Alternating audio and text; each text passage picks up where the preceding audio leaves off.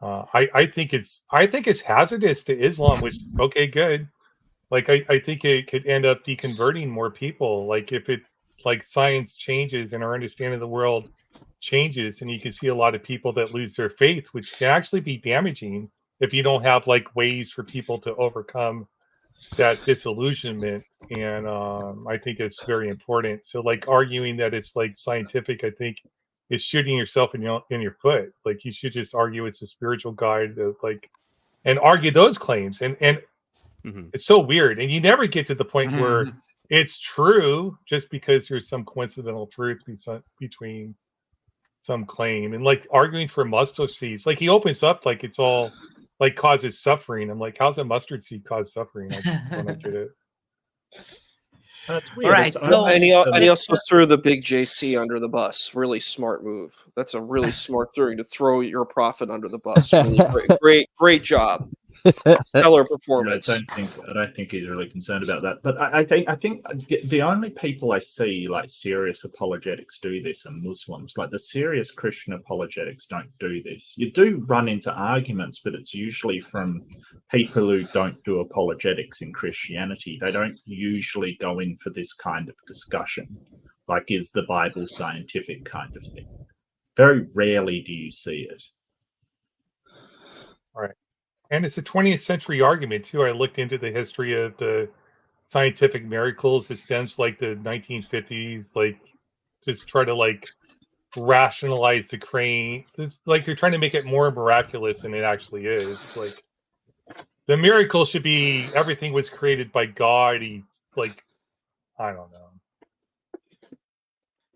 All right, Dr. J, what did you think about Nadir's opening? I was slightly confused. I don't know if Ozian kind of agreed to this beforehand, but I felt he was arguing with me and not Ozian, and I wasn't there, and I was confused of why. He had these 6 ways that Islam was, the Quran was better than the Bible or whatever, and I'm like, surely Ozian doesn't give a rip about this. I don't know if Ozian agreed to go down that road or not, but I thought it was like completely missing the whole boat on the thing. Yeah, I got a bunch of messages telling me what I was going to have to agree to in the debate. I'm like, okay, I'm not, but thank you. Yeah, it was I think my brother in Christ, Ocean, did very well today defending Christianity, and you won heaven because you defended the Bible really well today. Well, I wasn't trying to defend. I actually wasn't defending Christianity though. I was trying to say that neither of them were. It's not a scientific claim. Like the mustard seed, it's a parable or whatever you want to call it. It's an analogy how you can grow big things from small things. Like it's the parable. It's like your faith and your belief can grow into this huge, strong thing that can move mountains. Basically, it's even though they don't mean you can literally move a mountain, they don't even though people will do that straw man argument against Christianity. But I tried to do that at the we're doing Nadir's opening, but yeah, I wrote a bunch of notes. We'll skip. I think Nadir Nadir did his typical opening argument for. That is true. Justin, hello, welcome. Hey, thanks for having me, man. It's your own show. What's that? It's your own show, like. You're welcome. It's your show, man. Even Oz made that very clear. He's not hosting, you are. So no, don't let anybody take that away from you. The people in the chat love when you host, and actually we love it too. So thank you for hosting the after show for us. Since you're very welcome. How did you like the debate tonight? It was interesting. There was a couple of times where I felt like I really probably should have just jumped in. It's hard to tell because I had a great analogy to explain what it was like, but his comments were very left-handed, or backhanded. Like, was he being insulting, or was he using words properly? Saying words like, "Oh, people are just ignorant," it's like, well, that can be offensive, but at the same time, that's the claim he's making. So it was real tough to navigate from being insulting to he's using words properly. But it helps me as a foil against him. When he insults me like that, I can direct that back to the audience to show he's not really arguing against my position. He's just calling me foolish and ignorant. So, like, I think doing that type of stuff harms you. I try to avoid doing that stuff unless somebody says something that's really bad. Yeah, and that's a good point. If the person you're debating against, if you're going to accuse them of being, ignorant or unintelligent at all, then you're basically saying that, like, I'm in a seat right now and punching down. You don't want to, push your opponent down. You want to elevate them to your level so that you can have a really good, strong debate that way. But I don't think he was being mean. Maybe a little bit like insensitive or something, but yeah. I don't think so. I would actually disagree. I don't think so. I think he was just being he was just using sort of rhetoric kind of thing. He was just, and maybe it was a bit incendiary, but I think it's just his style of rhetoric. He just sort of says all of these very. He's a trash talker. Basically, yeah. And I'm that's not okay. by it. Yeah. Yeah, and I don't think he's trying to insult. I just think that he's trash talking. Uses this rhetoric. Yeah, it's just a rhetorical device, but it's a little laughable. We've seen people on modern day debate be blatantly insulting.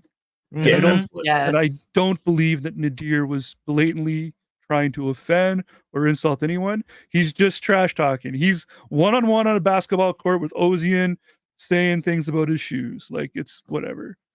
Yeah, he wants to do a three-way debate, Christian, Muslim, and atheist over slavery. I would love to have the debate. I have no problem with Nadir. Like, he was fine. Yeah. Thank you for moderating. Oh, that's so let's pass it over to Isa. What do you think about Nadir's opening? I think he was shadowboxing with an invisible Christian. So yeah, maybe he was trying to debate Dr. J. I think he should have come with a debate towards atheism, but I don't think that is like in his kind of roundhouse, like his in his storehouse of skills. You have to be prepared to dealing with atheism, because this is his normal box of tricks that he likes to do. He likes to attack the New Testament. I don't know why. I don't think it helps him. I don't think it helps defending Islam at all. Attacking Jesus is one of the most ridiculous things I can imagine, especially on a parable, like focusing on the parable. The alcohol argument doesn't work because, first and foremost, alcohol was permitted in Islam, which he doesn't talk about. Then it gets abrogated later on. So you're not, and then you're just saying, oh, there's no benefit in that. Actually, the Islamic teaching says there is benefit in alcohol, but the bad things outweigh the good. That's the argument within Islamic theology. So, and this is just traditional classical. Pointed it out. It's classical. Mm-hmm. It's classical arguments within Islam. So that doesn't work. I think it's just every single one of those points did not really help a case of providing is Islam scientific. It basically gave us a case for, hey, Islam is kind of cool, but we didn't prove. You could say, hey, there's some ethical, moral things, I guess, but you can't really prove that Islamic scientific. Also, trying to prove a religion is scientific is a gigantic task. It's not like a snake oil salesman that can go around and say, hey, I have this ambrosia that will heal all your problems. It's a snake oil salesman pitch. It doesn't really work very well. It's not efficient. It's not effective. This is the kind of feelings that I've got like throughout the 6-point argument, because that's his foundation, was those 6 points. The mustard seed was ridiculous. Going for a parable is so stupid. It's actually exactly what would be in my wheelhouse, is saying these religions and spiritual narratives, and they should be viewed as such. They should not be viewed as scientific documents, because then you actually have to utilize science. You have to go and do the work. Yeah, it was just, wow. Just using the same rhetorical technique yields the same results, and it sounds cute. So what I think it does, and just rounding off my way of looking at this, what I think it does efficiently is it sounds good. So it wins like cheap victories on the surface. He has these quick tidbits, quick quips, and it makes you say, "Hey, this left an impact. I like his rhetoric. I like his kind of maneuvers." And you're like, "Wow, that's super interesting." But again, I don't think it wins the battle. I don't think it wins the war. It just wins little. It doesn't win the war. It wins small battles. So, yeah, that's my take on it. Thank you so much. And Mark, Nadir's opening thoughts. Yeah, I have to agree. He was like, I love what he said, like shadowboxing with a Christian. Like there was nothing in that addressed sort of anything that an atheist would bring to the table. Really, he seems to have this idea that if Christianity is wrong, then Islam is right, and that's not the position his opponent has. His opponent has the position that both are not scientific. So he's got this crutch where he's leaning on Islam being superior to Christianity in order to prove that his point is right. And, that's just a tu quoque fallacy, basically. And you also, when your opponent isn't even making that point, like you could say, hey, the Quran is more scientific than the Bible, but they've had an extra 600 odd years to find out more stuff. That's not unexpected. That's not unexpected, right? Like if you have 600 years to discover stuff, of course you're going to know more about the natural world. That's just what's going to happen. I think his are we just focusing on the opening, like Nadir's on the opening? Yes, for now, yes. We'll go into the rest of the debate later. Yeah, I don't have a lot to say about his opening. I think that, and I do have some criticism leveraged at Ozian as well. Sorry, Oz. But he just has these 6 points and he didn't want to go off of them. So did you just apologize for criticizing Oz? Well, I'm going to, yeah. Don't apologize. No, it's okay. This is the beauty and the point of this channel. Okay. And nobody criticizes them harder way, than I do. So go ahead. Well, I don't mean in a mean way. It's just he outlined these points, and he basically was going to ride or die on these points, like 100% ride or die on these points. And the sort of, he came across as very arrogant, declaring, "Oh, well, that's a tick for Islam kind of thing, and a fail for Christianity." How does that in any way relate to the topic of the subject? Like, if the topic of the subject was, is the Quran more correct about scientific facts than the Bible, he might have a point.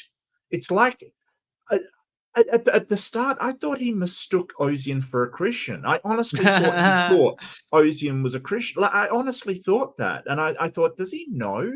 And then I'm like, of course he knows, right? Right? Because I told him. It's really weird. It's like he wanted to make this statement about Christians, and it didn't matter that a Christian wasn't in front of him. Like he just was using it to do to broadcast these points to the audience rather than actually engage Ozian on the topic. Right? He was just there to say, "Hey, Christians, the Bible's inferior to Quran, Christianity inferior to Islam. People won't debate me." That was the other weird thing all through it. And I think he just wanted to tell that to an audience rather than actually debate somebody on their position. So yeah, that was my take on it. All right, let's kick it over to Tyler. Welcome. Hello. And what's your take on Nadir's opening? Hi, I'm Tyler. First time using the camera. Hope I don't regret it. But yeah, this is what it looked like. I don't know what else I can add that Issa and Mark haven't already said. My impression was, like, I remember thinking that his stance was that atheists are inferior to Christians, and so if he can argue against Christianity, that atheists will be fooled also. And I've met a lot of Muslims that hold this worldview, unfortunately, and it's an absurdity. I remember thinking to myself, if Lord of the Rings is more scientific than Where the Wild Things Are, that doesn't make the Lord of the Rings a scientific book. It was just, it was more of the same from Nadir, where he repeats himself a lot, and I think he's convincing himself, and he's relying on his own core audience that is going to hit the mute button as soon as somebody else starts talking. And I think he was just doing more of that, or maybe he thinks that he's going to repost it with a translation for those that only speak Arabic or something like that. And maybe they will only listen to his side of things. And it's just an absurdity. It was really tough to watch, and I was having a lot of fun in the chat there. Sorry, Justin, if I got a little too silly there at any point, but no, not at all. I appreciate you not banning me and letting me stick around. No. And thanks again for that subscription. That was awfully generous of you. Man. I thank you thoroughly. Someone in our chat just asked if you were Hagrid. Does that bother you? Because I think that's awesome. I've been called Hagrid by a lot of people. I've never read the books. I really don't care. I consider myself like an overweight Jesus, more of a thing, because I try to model his visage. But Hagrid is okay too. I guess I have. Hagrid is the most beloved character from that entire series, so I would take it as a compliment for sure. Awesome. Also, Mark Reed might be looking for a model for Bigfoot Jesus. So if you're looking for work, thanks. Robin Webster for $2 says, criticism for Oz, please don't call fetus a baby. So now, Shane, you can be the last one to give us your opinions on Nadir's opening, and we'll jump on to Oz's opening. Well, like most of the stuff's already been covered pretty well. I would just go back to saying that the mustard seed analogy. It's a useful concept, but not good to equate to scientific evidence. I don't think whatsoever. It seems to be more of just a biological truth, but not evidence of a text being scientific. And it seems more philosophical than scientific, I imagine, right? Like, it's hard to word this. I think it's more of a philosophical concept, if I'm not mistaken, than a scientific one. The mustard seed analogy he was using. I didn't think it was very good, a very good opening. I mean, it's a decent analogy for philosophy, but for not for describing like controlled scientific experiments. Can't be equated through analogies. That's about it, really. Thank you very much. And Oz, any final note on Nadir's opening? Yeah, I think this whole argument's malformed in the first place, because I think I pointed it out as it's oxymoronic. It's a contradiction. Science is a method of finding the truth, a pragmatic method. Miracles have no explanation. So to claim that there's an explanation for no explanation for a scientific claim is contradictory. So if he wants to, I think everybody brought it up. I think it's a poor argument. If he was trying to make a moral argument, saying living this lifestyle compared to these other lifestyles is a better way, but he doesn't even do that. He contrasts it with Christianity all the time. He should contrast it. He should set Islam up on its own pedestal, and why Islam living the life as a Muslim is preferable to something else. But then that still doesn't go to the veracity of the claim. It just goes to whether it provides more benefits or not to society. Thank you very much. All right. So, Ocean's opening. Do you want to start, Justin? Ocean's opening? I mean, I think Mark kind of pointed at it a little bit, where like Ocean came in with a very much like not paint by numbers, but like he knew exactly where he wanted to go, and he was gonna go there as fast as he could, because he had some great arguments. Like, I think he had some slam dunks in his pockets, but he had to like get around the offensive line first. I don't know. I just made like a football and a basketball analogy at the same time. Figure that out. But maybe I'm wrong. But that's how it felt. It felt like he was just like, I want to get over to, because I think he had a couple of ninja stars in his pocket.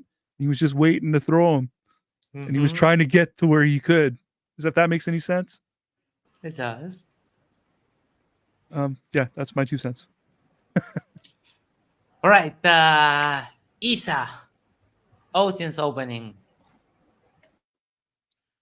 Well, Ozzy and I actually talked before this debate, so I'm going to be honest about that. So we already kind of knew some of the strategies and game plans of how to engage this. And I feel that Ozian got a grand slam right in the beginning.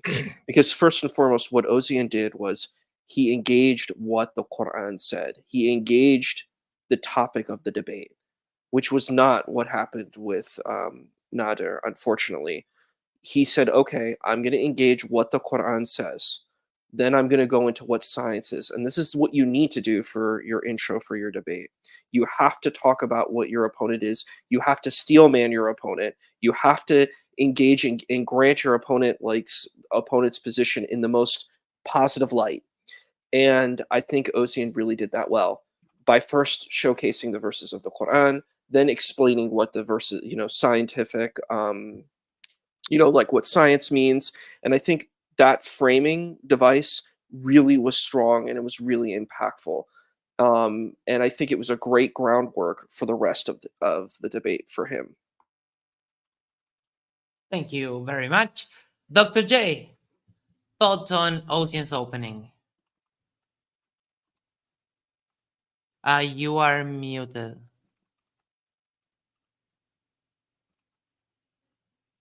You're muted, Dr. J. Yeah, you're still muted. Sorry. I'd say Ozian. Yeah, I'd say Ozian's one of the best introers in all of MDD, meaning that he preps an intro for real. And so many MDD debaters do not. Seems like worse lately. There are others that do, so he's not the only one, but he always does seem to prep one. I do appreciate that. As the debate went on, I was having trouble connecting his intro with what they were talking about, so that was maybe a negative or whatnot, but I really do appreciate that Ozian does work hard on his introductions. Thank you very much. Mark, any thoughts on Ozian's opening? Yeah, I liked your presentation. I think maybe I would have liked a little bit more information on the slides, or something to sort of break it up a bit just from text, like just some pictures to sort of just break the monotony of just text. So that's really nitpicky, but I did like your presentation. I think I probably would have gone for more what scientific means and what a scientific text actually is, like give some examples of what scientific texts are. Like give some examples of textbooks, give some examples of how scientists use texts to find out information and implement that information into their own studies. Give examples of scientific papers, how they're used. But that is pretty nitpicky. I didn't really have a problem with your introduction. I think you had some really good points in there. I think you were addressing the topic. I don't think Nadir particularly was. He was just having a religion fight with an atheist. I don't know why. So yeah, no, I don't. I think that the introduction was absolutely fine. I'd probably jazz it up a bit and maybe be a bit more specific about definitions, but that's about it. I wasn't even going to originally use a PowerPoint. I decided to do that, so I at least had some bullet points so people could follow along, because I think I feel it doing that sometimes. Thank you very much. Over to Shane. What are your thoughts on Ocean's opening? I think Mark just touched on it a little bit. I like how he pointed out different passages from the Quran, and then made the not analogies, but made the comparisons of things like the hand washing, for science, that it's that's going to be for hygiene, and for things that we understand today that we didn't understand then, of like, getting bacteria and stuff off of us that can cause infections, but it's spiritual for them. That science is testable, verifiable, and that the Quran, something about, I think it was, when we have a design, ideas will show them to you right there. And then obviously the science, like that's built off the backs of previous scientists and current understanding, whereas the Quran was just the words and understanding of the time that it was written in. And I just think he did a really good job of illustrating in just his opening before the debate even got going, as to how the Quran is just not scientific whatsoever, not even a little bit. Thank you very much, and we're kicking it over to Tyler. Hi again. Okay, so let me just preface this by saying, Ozian, I have a tremendous amount of respect for you. I feel like we've gotten to know each other pretty well over these past couple of months, having the dialogues that we have. But I feel like maybe, okay, so I don't want you to take this the wrong way. It's intended to be constructive criticism. I feel like your opening, it was good. I don't want to put you down for that. It's just that from my perspective, there's no glory dunking on a 4-year-old. So like, if the Harlem Globetrotters are showing off to like a 10-year-old middle school or elementary school basketball team, I feel like your opening was maybe too good for the quality of debate that Nadir brought, and it was far over his head. I don't think he understood epistemic luck, and he kind of just shrugged it off. I feel like you were playing the game, and you might have been better off playing your opponent. And again, it was a terrific opening. It was a terrific presentation. You hit the nail on the head with everything you did. It's just, I don't think it made any sense to Nadir, and so I don't think it qualified to him. Although, like, again, like from what I've seen of Nadir's quality of debate, let me interrupt you for just a moment. I swapped two users because Nadir is with us, and I've added him. Yeah, welcome, Nadir. You can swap me out too there, Max. I desperately need to get some rest. So okay, thank you so much for your moderation. Good night, buddy. Good job hosting tonight. Thank you, sir. Nadir, I didn't get a chance to tell you because Justin ran us off, but I really did appreciate the conversation.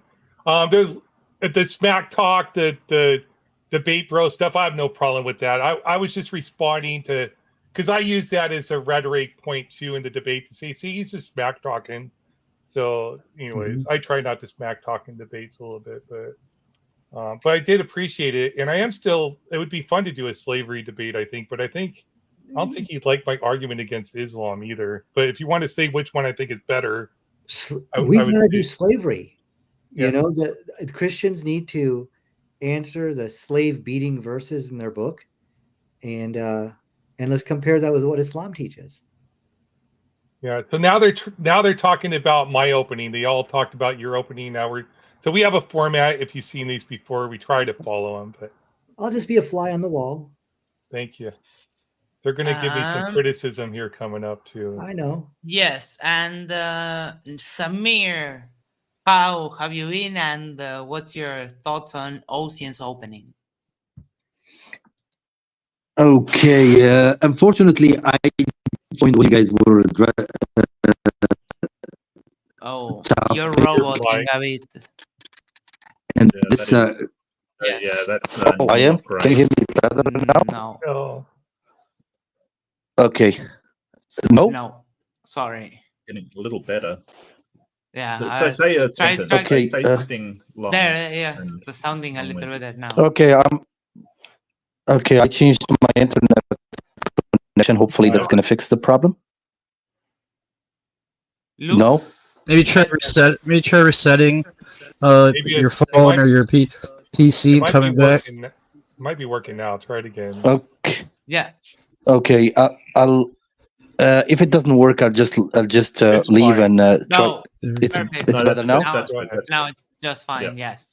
Okay, so I like I said, I entered the chat or the Zoom right before you guys started this question, and to be honest, I missed the opening, and so I didn't hear Ozian's opening. I would go back and listen to both openings because actually I missed both openings, but I'll jump in once you guys get to something that I witnessed or to the parts that I witnessed. I witnessed most of the debate. Well, that's Right. fine. Let's just move on then. Yeah, let's just move on. That's And fine. the next one would be the open discussion. Any thoughts can come to mind during the open discussion? I want to criticize myself a little bit. I stumbled over my own words a couple times. I could have said the thing. I think I went over too much information a little bit. But anyways, open discussion. I loved the open discussion. I think I had to interrupt Nadir every few times because you always wanted to move on to the next topic. But other than that, I think we did a good job addressing both of our positions for why we felt it was a scientific miracle and why we felt it wasn't. So I like the open discussion. All right, let's kick it over to Nadir. What are your thoughts? How did you feel during the open discussion? Any self-criticism like Ocean did or anything you want to bring to our attention? Yeah, I wish I would have emphasized more on the fact that the objections which Ozian was presenting were not based on facts. It was his interpretation of how he wants to interpret which is better. So it was very deeply rooted in his personal interpretation. But where the scientific miracle of the Quran is by putting aside people's interpretations and looking at the facts. And I think that what is the question which I would like to hear from everybody here, because I don't think Ozian had an answer. I don't think there is a good answer. How did Muhammad know about these 6 problematic passages in the Bible? Because they are a problem. We have scientific research which points to these verses and say it's a problem. And Ozian has seen those as well. And how did Muhammad know about that? And how was he able to provide his own responses, which doesn't get him in trouble? Let alone if you want to say it agrees with science or not, he keeps out of trouble 6 times. So that's a sign that this could be from God. Someone has a little bit of background noise, yes. All right, thank you so much, Nadir, and we'll go around the panel and everyone gives their opinions, and we have a couple more of these banners to discuss regarding the debate. So the next one would be Isa. Take it away. On which thing? On the 6 points? No, about the open discussion. You mean the open discussion in the conversation? Yeah, in general, during the debate. I honestly would have liked more of an engagement of atheism towards, the atheist, a counter towards the atheist position in the engagement of the Quran as opposed to more of the engagement towards Christianity, because I think that would have been more grounded, because Ozian is a specialist within, atheism. So I think that would have been more helpful to hear that within the discussion. I think there was a lot of interesting ideas that came out through the discussion, and definitely we heard certain kinds of points from the scriptures. I definitely think if there was more of a focus, I think we would have gotten a lot more out of it. If we had a certain kind of focus on certain particular points, that would have been more helpful, I think, for the audience. Thank you very much. Dr. J, what are your thoughts on the open discussion? I would say the open discussion for me was just super, super frustrating. So the open discussion seemed to be dominated by those 6 questions. Those 6 questions were between a Muslim and a Christian, not a Muslim and who is actually being debated with. And so therefore, I just found it really, really kind of frustrating. I kept waiting for Ozian to say, dude, I'm not a Christian. Who cares about? Sure, the Bible's wrong. The Bible's stupid. Who cares? You know? So I was just sort of like, I'm confused. Ozian doesn't, I mean, I thought Ozian was nice. I mean, I think Ozian was correct on some of his understandings of Christian interpretation of the Bible, and he represented us just fine in some of those situations. But I was surprised he even bothered, you know? I mean, it was nice of you to do, I guess, but I didn't even think you needed to based on the subject of the debate. Well, my argument was neither were scientific, but yeah. Well, do you find those 6 passages problematic in your book? Well, let's Nadir, let's go give everybody an answer about what they thought of the actual debate, and then we'll start talking about it. I think that's the format, isn't it, Max? We'll have an open discussion here. Yeah, we get a moment to just free flow. Yeah, so Mark, go ahead and. Yeah, so okay, so the open debate, my criticism of Ozian was that he didn't actually leverage many points. Like, he had points in his opening and he did do them, but it seemed to be on those 6 points and he never left them. Now, Nadir at certain times, and Nadir, I'm sorry to have to say this, but you sort of said, hey, that's got nothing to do with debate. This has got nothing to do with the debate. It's about whether it's scientific. So anything in the Quran is definitely grounds for bringing up whether it's scientific or not. You seem to let Nadir just dictate what the debate was about, where, you know, and it was about whether the Quran is scientific, not the 6 points that Nadir had in front of him. So you know, I do have to reiterate, I agree with Jay that you know, sort of addressing, hey, you're an atheist, but you've got to defend the Christian Bible is weird. It's so weird. I think keeping on going to that, and I agree, Ozian should have said, hey, the Bible's completely wrong, the Quran's less wrong, so what? It doesn't matter. Like, there's nothing in there that matters. If the Bible's more wrong, does that make the Quran more scientific? No, it does not. And Ozian's points were not addressed in the slightest. The fact that this could be epistemic luck, which maybe you should have gone further into explaining what that is, like being right by pure chance. He didn't refute or even try to refute that in any way. He just declared that, hey, it was some sort of knowledge and not luck. How do you actually show that? You seem to think the burden of proof is on Ozian to show that it's not a miracle, and that isn't the way the burden of proof works. If you're claiming it's a miracle, you have to show it, and nothing of the sort was done. So I think that definitely there were mistakes made on both sides. I think that Nadir didn't answer any of Ozian's opening, and I think Ozian allowed Nadir to dominate what the debate was about, which was these 6 points. Thank you very much, Mark. And let's kick it over to Shane. What are your thoughts on the open discussion? On the back and forth. Yes. It was frustrating. I'm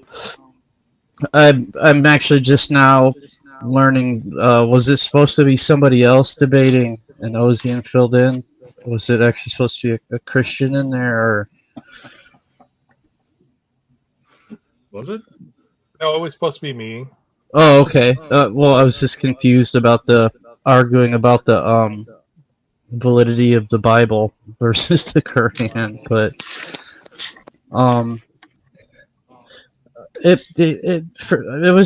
what I caught, you know, off and on. It was frustrating. You know, I didn't think there was any good evidence provided, obviously, for the Quran being scientific, and then, like others before me said, the mention of going back to the Christian Bible and it being less correct somehow makes the Quran more correct. I don't know how that holds water or has anything to do with the price of tea in China, but yeah. Thank you very much. And let's kick it over to Samir. Samir, you as a Muslim, did you find the open discussion compelling? Do you find the general argument compelling by itself? That's. I mean, I gotta break it down instead of like one straight answer. Here's the point. I mean, I really gotta defend Nadir a little bit in here because, I mean, I'm not 100% like lean. I mean, with Nadir on this, both with Islam. But let me try to explain. Number one, the point that Nadir made is actually valid. But it was supposed to be a topic. I felt like he was just trying to make a point and move on. But we gotta also admit, as much as I love Ozian, Ozian's personality too. He likes not to move on from a point unless it's like thoroughly debated, and that kind of made it like stick with those points. So it wasn't only Nadir's fault, but it wasn't. I agree, it wasn't supposed to be the topic of the debate, but nonetheless, it is still a valid point because what Nadir is saying here is that one of the things that Islam gets accused of a lot is that Islam was just copying scriptures that came before it. And the fact that he's mentioning Christianity is just happens to be the main religion that was before Islam.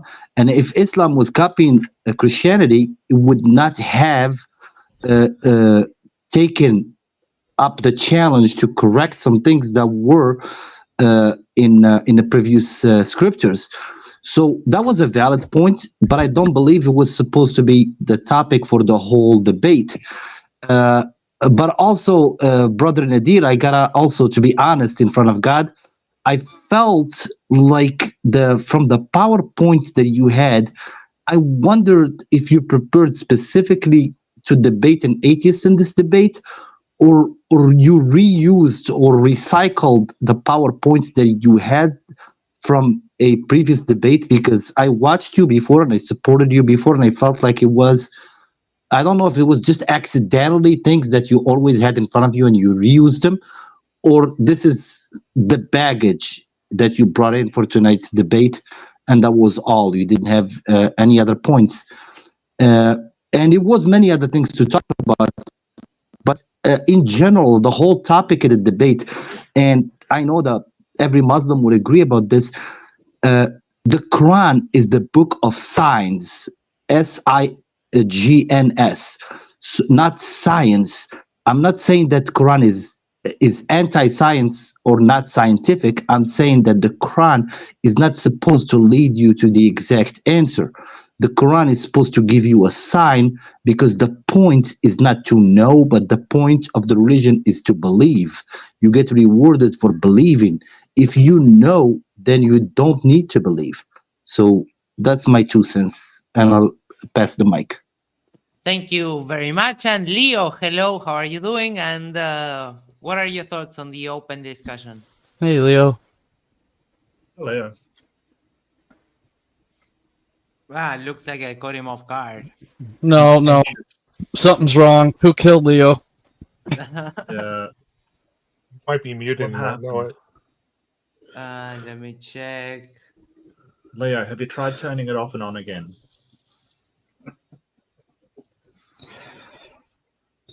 Poke your bell buttons. No. Okay, let's move on while Leo gets that sorted out. And now, I wrote a note about all the 6 things that Nadir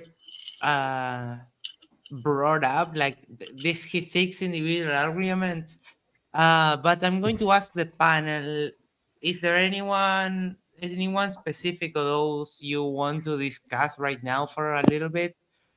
or do you want to do them all? I think all might be a little bit too much, right? Maybe ask Nadir, which is his strongest point, do you think, of those 6 arguments he made? Do you think they're all equally as strong, or?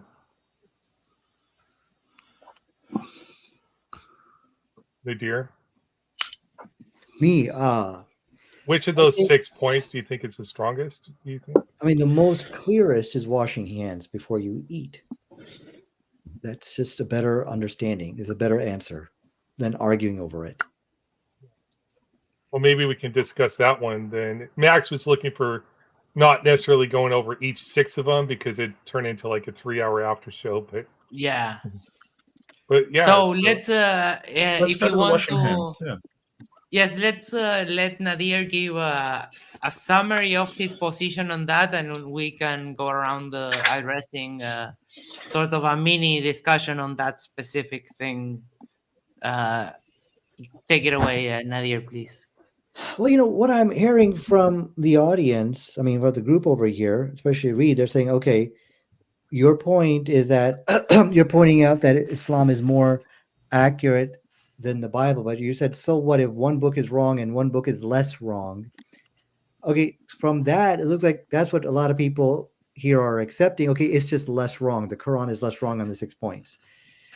Well, you're getting the point that Islam, you are all conceding Islam gave better answers, but what I would like to hear when you say that the Islamic answer is wrong, like not drinking alcohol, go wash your hands, please, avoiding mustard seeds, the smallest seed. How is this position wrong? So it's like you're meeting me halfway, but I want to know from you guys, where is this great scientific error on the 6 points that you guys are claiming is out there? That's the question I kind of have for what. Well, but the problem with what you just said is you're asking a normative question. So you're talking about that the Quran answered these better than the Bible, but that's not scientific. That's a normative claim, and normativity is not really a part of science. I don't know. What do you mean by normativity? And normativity is like this idea of evaluation, that the decisions that we make are the result of how we evaluate our stances with respect to the situations that we're in, that we are informed by our stances when we make decisions. Okay, so are you saying that what I've presented has nothing to do with science? Is that what you're saying? Correct. No, I mean, for the most part, yeah, I don't think so. You're just making the claim that you think Islam answers these questions better than Christianity does. But again, that's a normative claim. The normativity comes in when you say better than. Mm-hmm. Because now you're talking standards and differences in standards. Well, maybe he didn't say better than. Maybe he said correctly. Correctly is the key word. Better than is a different keyword. He didn't say better than. He said correctly. Islam answered them correctly. That's a different thing. Yeah, the problem with that is but that's still not a scientific claim. Just a sec, Leo, just a sec. The problem is that debate isn't about whether the Quran got something correct. The question is whether it is scientific. And for me, and I don't know, maybe we should get a definition of what scientific means from Nadir, but scientific would be following the scientific methodology, which the Quran certainly does not. And that's the problem, that you think if it gets something right, then it must be scientific. But I could say, hey, I guess that, sort of make a guess that Nadir has a red car, right? And I could be right about that. I could just get it right. And that's what Ozian was going to with epistemic luck. I could be right about that. But what I've done is certainly not scientific. And that's the problem. You're sort of equating science with being right. And you can be right without getting that answer scientifically. Well, how did Muhammad know that those were 6 very problematic issues of the Bible and needs a better response? I don't know if he did know. That's still not. Yeah, I see. Here's the thing: you have to prove that he actually did it scientifically, and the book was written in a scientific way. It's not up to me to say, hey, he could have just looked at people sort of falling over drunk, for instance, and said, hey, that's a bad thing. I don't like that. It could have been a personal preference. It could have been a sheer luck thing. He could have said, "Hey, Allah does not like alcohol," and just left it at that. It could have been all kinds of different things. The question is, how do you demonstrate that he actually engaged with a scientific method of observation, asking questions, testing, in order to come up with this idea that he has to ban alcohol, for instance? Why would God need to get involved in a scientific method? He's God. He doesn't need to do all that. He knows all he does. Right? I'm not saying he does. I'm saying that's fine, but that, you've just conceded that if God's not being scientific when he's unveiled these things, then it's not a scientific book. You guys accept there's 6 very problematic issues with the Bible I pointed out. I don't care. Muhammad addresses all 6, but you're saying he really didn't know that there were 6 problematic issues. Is that what you're saying? I don't think the mustard seed's a problematic issue. I don't agree. They're all problematic. But let's go back. I think I brought this up in the debate too. Literature from atheists on those 6 points. So even atheists can point it out. I'm not that type of atheist, so I don't make prescriptive claims about the Bible because I don't do theology. I don't think you listened to a word I said. I said, like, how do you tell the difference between somebody that's just seen some bad things happening and said, okay, well, I think that's bad and it's a preferential thing, and somebody that's engaged in a scientific way? How do you tell the difference from your text? Okay. So if you just look at the one example, maybe you say just take one example, you can't make that conclusion that this is from some kind of divine origin. It could be luck. It could be a coincidence. It could be just a gamble. But once you start getting more like 2, 3, 4, 5, now you see there's a pattern emerging here. This guy is correcting things in this book and he's getting it right. Okay, you're off topic again, because it's not whether it was divinely inspired, it's whether it's scientific. So stay on topic. You're arguing, hey, it was divinely inspired. If it is, just say it is. It still doesn't make it scientific, right? You've got to keep on topic, and the topic is not whether it was divinely inspired. I'm not interested in debating that. What do you mean by scientific? Okay, so scientific is a process, a methodology that is used in order to determine the truth of the natural world around us. So it involves a step process that goes from observation of natural things around us, questioning, coming up with a hypothesis, creating testable, falsifiable predictions, peer review, and publishing of that scientific experiments and studies that you have done.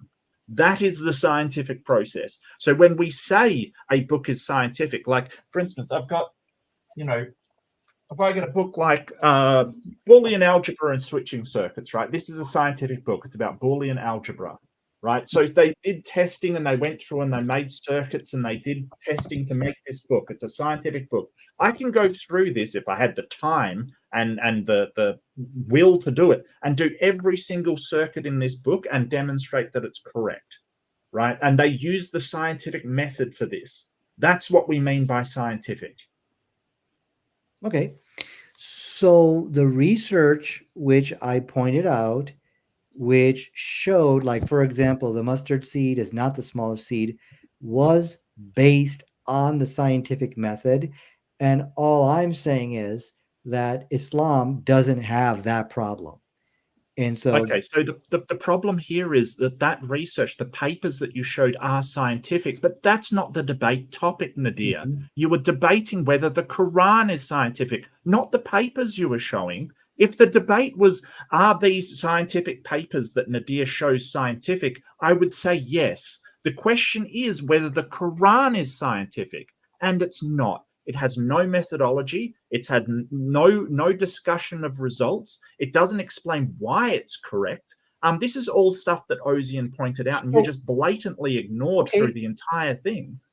So would you have preferred the title of the topic to be how you could say, we could just say, use the word science. How does the Bible and the Quran relate scientifically? Because obviously there is scientific significance in these books.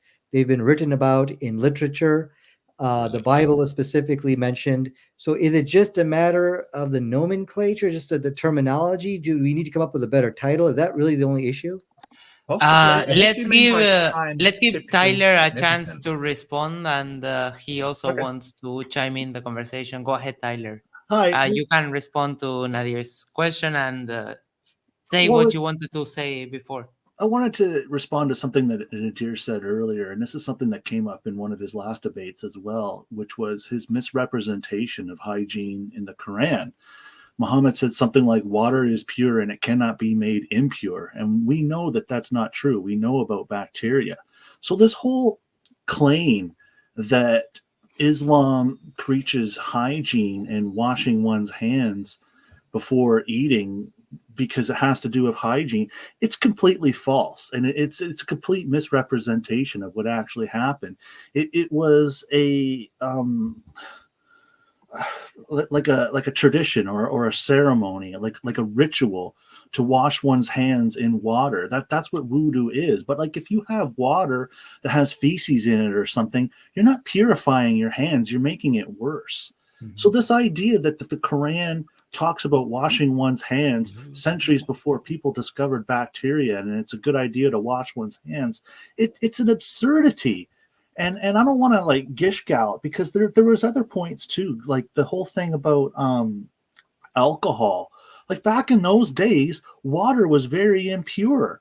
And so alcohol, because of this distillation process, was actually healthier to drink than a lot of the water that was available at the time. So these claims are just completely false. And a lot of the times when the audience speaks up about this, it just gets discarded. And it's a real shame that Nadir's tactic is to say, X, Y, Z, and anytime somebody comes up with something else, it's just off topic, and he doesn't want to address it. And it's just something that I think needs to be called out. Let's give Nadir a chance to respond, because you brought a couple of points all together.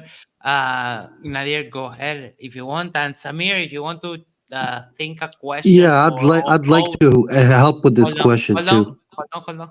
No, if you want to, while Nadir is answering, think of a question for Ocean or anyone else on the panel. You get the next turn, okay?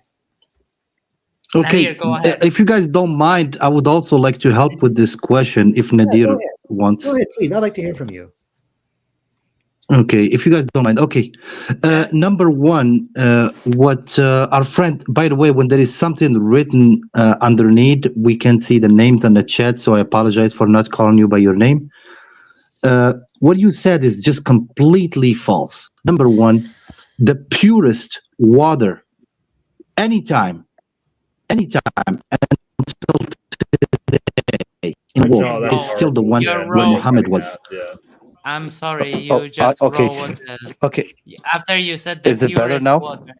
Yes. Okay. The purest water anywhere in the world until today is still the one where Muhammad and his companions were.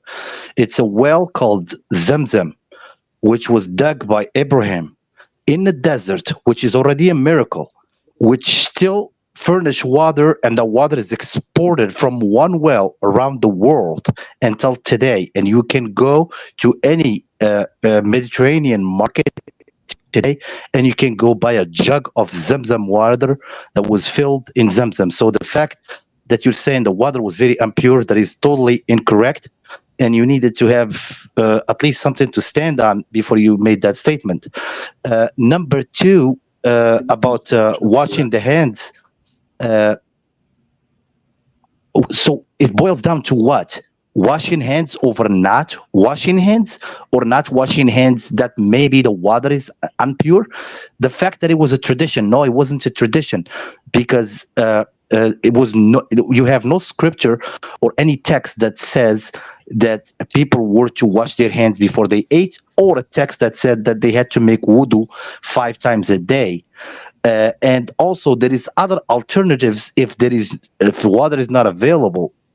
It's called tayammum. Some here must be familiar with what tayammum is. So I don't see where the objection is here. Do ablution with the dust if you don't have running water. Well, Yes. okay, I just want to point out Or with a stone, like a sea stone. Stone works. Really quick, the point of controversy with the washing hands was Jesus telling the Pharisees that washing your hands before you eat was not as important. So it was scriptural before, and the parable is washing your hands aren't as important as living a good life, I think is what. I don't know. Dr. J should probably speak to it. He's a Christian. Why are there two Yeah. Dr. J's in the stream? Right What? next to each other. This is kind of freaking me out a little bit. There Oh, are? Leo, that's No. hilarious. Agreed. That's so funny.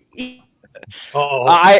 Yeah, I you feel like that's misrepresent the slightly text every racist. single time, Nadir. You misrepresent it every single time, and you say things like, "Well, you're," and I think it'd be really hard for you and I to talk about it because it seems to see you say, "Well, I don't understand it correctly." I'm like, "Okay, well, I guess if I can't understand the Bible and you can, then we're done." I don't know what to say beyond that. You know what I mean? Like the way you represent that passage is not how I understand it. It's not how I've ever heard that passage interpreted that way. And if you insist on that being the interpretation, then it's like, well, I guess you just know the Bible better than most other people, and I don't know what to say beyond that. Well, the point is, here's the point. It's kind of like it doesn't really matter what Jesus said about it. The point is that even the Jewish people, or the Israelite people, the Jewish people at that time, they knew to wash their hands. It wasn't sort of this new knowledge that Muhammad suddenly got. People before him knew to wash their hands. Mm-hmm. Well, let me, responding to Tyler. I mean, it's a fair question you're asking about the purity of water, but that was never addressed in the debate. I can only answer what the debate issues which is raised to me. Now, I've answered that in other debates, and you'll see there's no scientific contradiction there. But going back to Dr. J, I did not interpret the Bible in any way. I accurately represented what was stated there. Jesus got angry when that's a fact. He began to. I understand. You know how it works. You're just getting the straight interpretation. Yeah. Yours is right, and all the rest of us are wrong. I got you. I didn't interpret the Bible. I just interpreted the Bible. Hold on a second. So Jesus said that it was basically the ritual washing he was against, right? It shouldn't be ritualized, washing your hands. But if God wants you to be healthy, washing your hands repeatedly makes you healthy. Then God wants you to wash your hands repeatedly. That would be a ritual. So then how do you explain that contradiction? Because it was actually brought up in the debate that soap and antibacterials were far after the fact. And that's not what the purpose of the wudu was back when it was proposed. You can deny that, but that doesn't make that your denial is valid. No, I think we're talking about washing hands in the Bible. How do you reconcile that, Doctor? How do you reconcile this contradiction, Dr. J, in the Bible? The problem isn't the contradiction. The problem is you interpret it a certain way, you claim you're not interpreting it, and then you say there's a contradiction. That's what you're doing. Ozian explained the passage to you just fine. He explained it the way I understand it. He explained to you multiple times. You reject his interpretation. Then you take your interpretation and say Ozian's an idiot, or me. I'm not an idiot, but Ozian's wrong, or I'm wrong, or whoever else is wrong. That's what you're doing. I don't know how to help you. What's my interpretation? You're saying that on washing hands in the Bible, what interpretation did I give? I asked you're so saying many times the point in the of that is you're trying to say that the point of that is Jesus trying to tell people it's not important to wash their hands. Not the point of the passage at all. I didn't say that. Okay. What I said, I pointed out the contradiction which I just presented to you, and I said that Jesus became argumentative about the issue of washing hands, and you shouldn't be argumentative about this issue. That's it.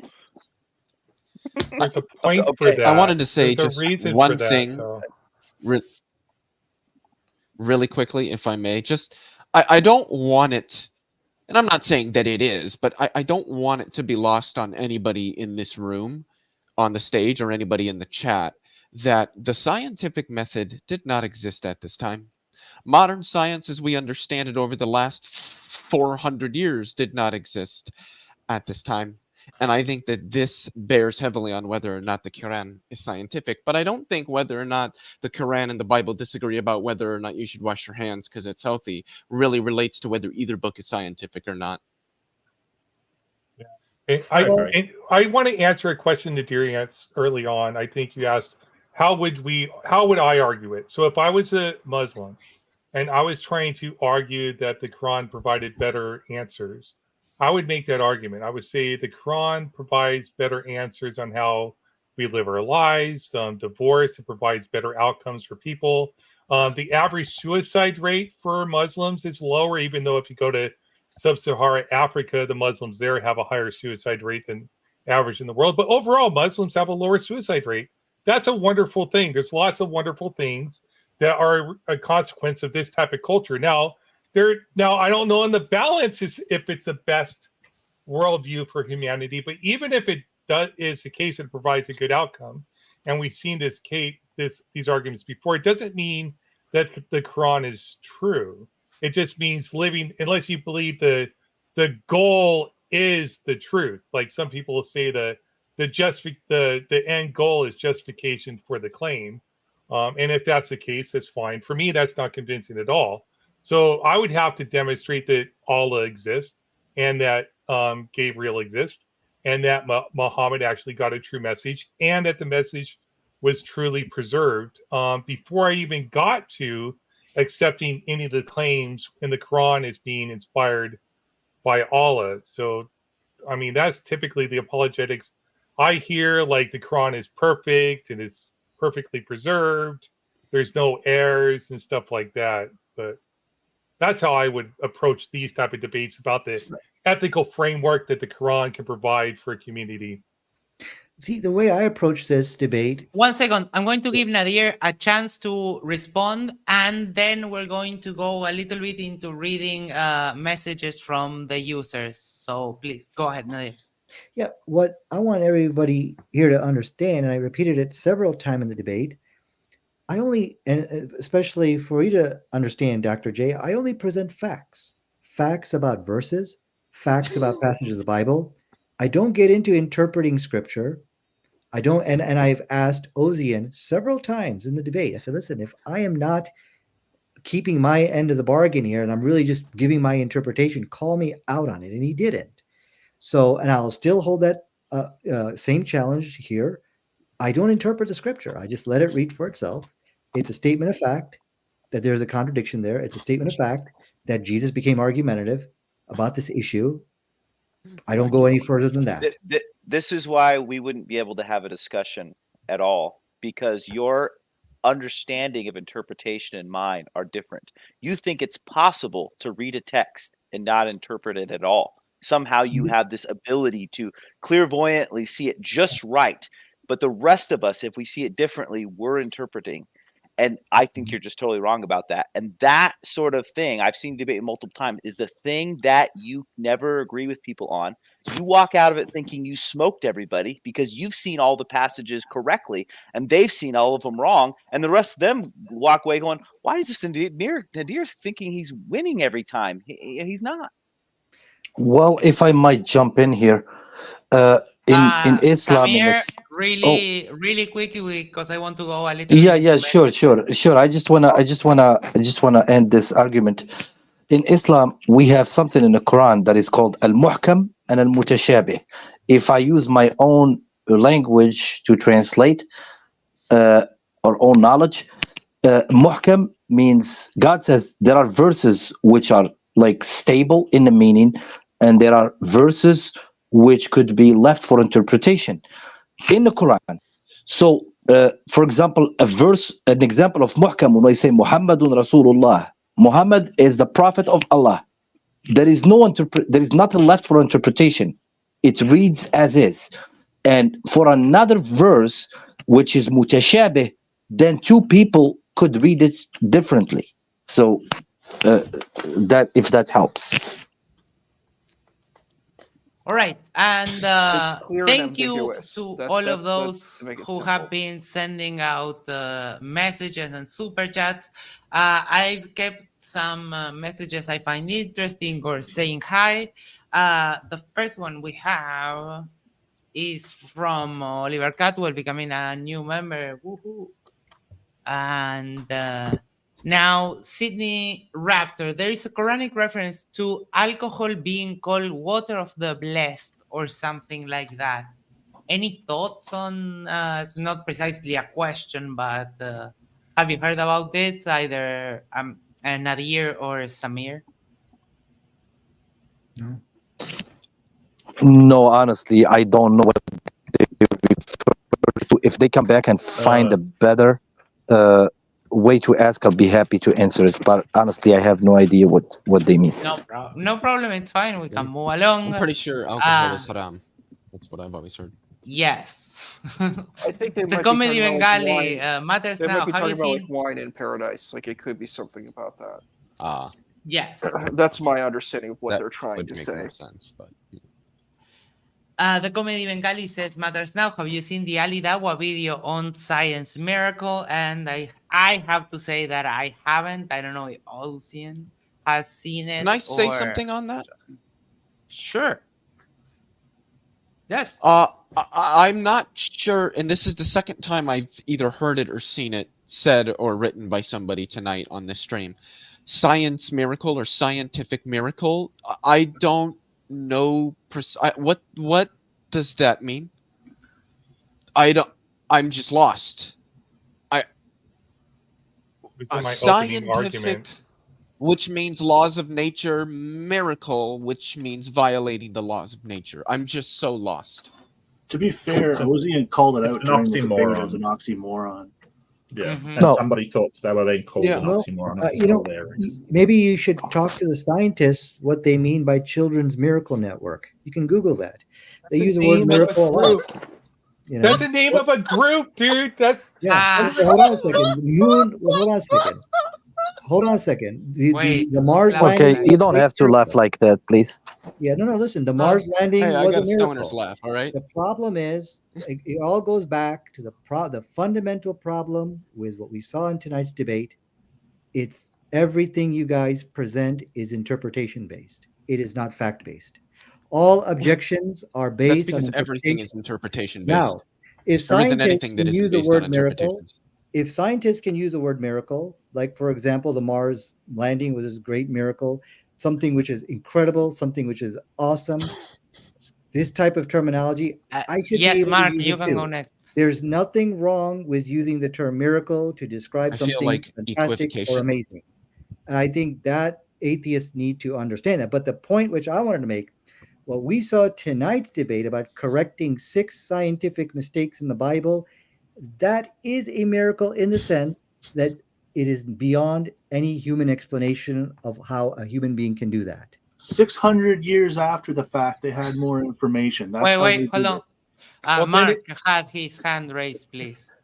Yeah, so Go ahead, Mark. The Children's Miracle Network is the name of an organization. You might as well ask why, sort of Sanitarium has that name or sort of Arnott's has that name. No, it's completely irrelevant to defining religion. Why are they promoting Excuse me, Nadia. Let me talk. Can I steal It's just the name of an organization. It doesn't define miracle in any way, it doesn't define science in any way. It's just the name of an organization that you've taken to mean a definition when it is not. It is never used that way in science. Now, the whole thing about sort of you say, hey, they say that it's a miracle landing on this or a miracle there. Yeah, I'm happy with the word miracle being used as a metaphor in science. They use it as a metaphor. They're not actually talking about a God reaching down and putting the lander on the moon or putting the satellite in orbit. That's not what they're talking about. So or inspiring Muhammad with the truth. So Reed, we can agree on that. I can no. I'm being interrupted by all kinds of people, everybody at this point in time. So when you're talking like this is a miracle in science, you're not talking about what you're talking about, which is saying something supernatural. Leo is right. It is an oxymoron to say a scientific miracle, because one is methodological naturalism and the other is supernatural. They are conflicted in their entire the entire things and what they are conflict with one another. I did have something else, but I've forgotten it, so I'll give it up there. I just want to steel man what Nadir I think was trying to say. That he's trying to say that he's using it metaphorically. Are you speaking, Max? You're muted, Max. Yes, sorry. Finish. But I think you got it. I think whoever pointed it out, it's sort of an equivocation fallacy, because you're trying to say I'm using miracle metaphorically when I say scientific miracle, but then later on I draw the conclusion that it is actually a miracle that Muhammad knew these 6 things. So I think there is a bit of equivocation fallacy when you do that. So, all right, and I'm going to ask everyone to keep it succinct so we get through these messages. And if you're in the audience and want to get your message read, the best thing you can do is send in a super chat. We have Ocean did very well against the circular reasoning, babbling Nadir. Hannah with the greetings, a little bit on the mean side. I'm sorry. Now, taking back Eden FP $2 Canadian says, thank you, Ocean, for mentioning Islam and flat Earth. Do you want to address that, Ocean? Very, very few Muslims believe in a flat Earth, as far as I know. But I have a lot of flat Earth followers, Nadir, that even though I disagree with them, they follow my content. So, anyways, that is true. Flat Earth is halal. Yeah, I think that's for the Wahhabi folks. All right, the next one I thought interesting. Huhaman asked, what is family science? I think it'd be like a part of social science or something like that. Mm-hmm. It's a study of families in social science. So it would be like a soft science. Like what's the best outcome for family units for raising children, stuff like that. Mm-hmm. And so like we brought up the point during the debate about single parent homes, and I was trying to point out the problem in more deals with income. But then you'd say it's okay to get divorced. I think we did it. I think that was your weakest argument, Nadir. I had to rephrase. I reworded it to divorce and remarriage, because really what the issue is really not divorce, but it's remarriage. That's where it's just a better answer. Yes, you can get remarried, even if you just didn't like your spouse. You got an argument, fight, whatever. That's not allowed inside the New Testament. And so see, what I'm hearing tonight, nobody's really arguing against the fact that, okay, Islam did provide better answers to these 6 issues. So it almost seems like we're kind of like all in agreement, but we're just kind of arguing over little details here. Well, it's because the topic doesn't turn. I could grant you all 6 of the points that you brought up, and whether or not the Quran is scientific does not turn on any of them. That's why. Well, you keep bringing up the irrelevant points, and we keep saying that they're irrelevant to the actual topic. Okay, and then it just goes around and around again. We're making progress. At least we can all agree tonight that the 6 points are better. Now, where the question comes is, how did Muhammad know that these were? He could have given 6 answers which were even worse than what the New Testament presented, or he could have done 3 out of 4, made 3 mistakes. 4, he gave better answers. But the question where I'm now saying is inexplicable is getting all 6 better answers. You could do 1 or 2 maybe, but all 6? And I only had time to give 6. There's much more than that. And I think that's where you guys are not able to answer. Like, why are we talking about the New Testament at all? It's not anything to do with the subject at all. This is where you're wrong. It could be, just think of the New Testament as book A and think of the Quran as book B. Book A's got some problematic issues. Book B is able but the debate is on whether book B is scientific, not book A. Correct. Yes. Well, the fact that you were able to know that to be able to, number one, identify the 6 problems and give better answers, that needs some pause, some thinking. And if you don't want to accept it as a miracle, fine, we could call it a sign. Most of those facts would be a were very good relatively sign common knowledge that this back is then. right. What? And it is not some kind of miracle that people who read books and had knowledge like 600 years prior is less than people that had knowledge 600 years later. That is like the least miraculous thing that's ever been discovered in the history of mankind. So you're saying all this information was in prior books? Well, I mean, a lot of it the is, hand washing was not all of it, but a lot of a lot of this knowledge was common knowledge. Embryology. I wouldn't call it common knowledge, but some of it, like washing hands, maybe. But I mean, the things about not eating animals with fangs wasn't common knowledge. Okay, in fact, not eating animals with fangs. Yeah, fangs. Is that what you said? Yeah, fangs. Yeah. Well, what's wrong with doing that? Oh, did you want to explain, Ozian, maybe? He's saying that zoonotic diseases, they're carriers of zoonotic diseases, but so are all animals. But he points out like two of the big ones that we've had, we think are carriers, which is HIV. Well, three, I guess now. HIV, the one that just recently happened, and not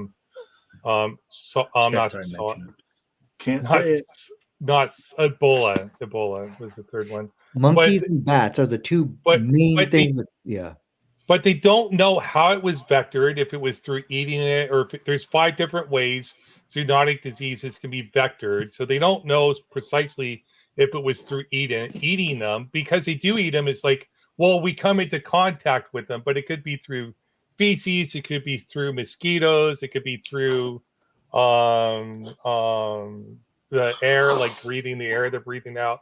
Like there's 5 different vectors for zoonotic diseases besides eating. The thing here is, it's not hard to imagine these people having common knowledge of eating certain kinds of animals getting you sick. You observe that when certain kinds of animals are eaten within your culture or within a population, those people tend to get more sick. They tend to die more frequently. They have more problems. Most people would probably infer, well, we probably shouldn't eat what they're eating. Like this stuff would not have been at all difficult for somebody back then, probably somebody who's already relatively well educated like Muhammad would have been, to have figured this stuff out. Yeah, I agree with you. I mean, so I don't see why we would need to appeal to any sort of divinity or some sort of otherwise supernatural explanation to figure out how Muhammad could have come to figure these things out. Right. No, I object to this reasoning. I'm sorry, I object to this reasoning. And the biggest proof is McDonald's is the biggest food chain right now in the world. What the fuck is McDonald's? What has that got to do with anything? Okay, no. Well, let me lay this egg before you boil it. Everyone agrees that eating fast food is not good for you. I'm not talking about those diseases. I'm talking about other issues, other health issues. Yet McDonald's and other fast foods are like some of the most consumed food from food chains in the world. We're fucking Americans. What do you expect? No. McDonald's is all over the world. I don't know if you ever left the US, but McDonald's is everywhere. Back in Muhammad's time, is that what you're saying? I don't know what you're saying.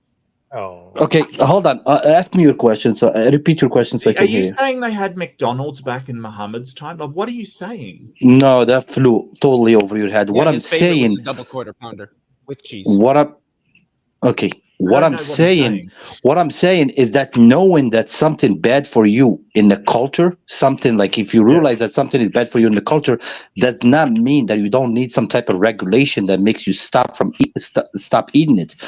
So that's not the point. Yeah, so the point would be that we know that it's unhealthy. If we still choose to do it, that's fine. But the problem is that we know that it's an unhealthy thing to do.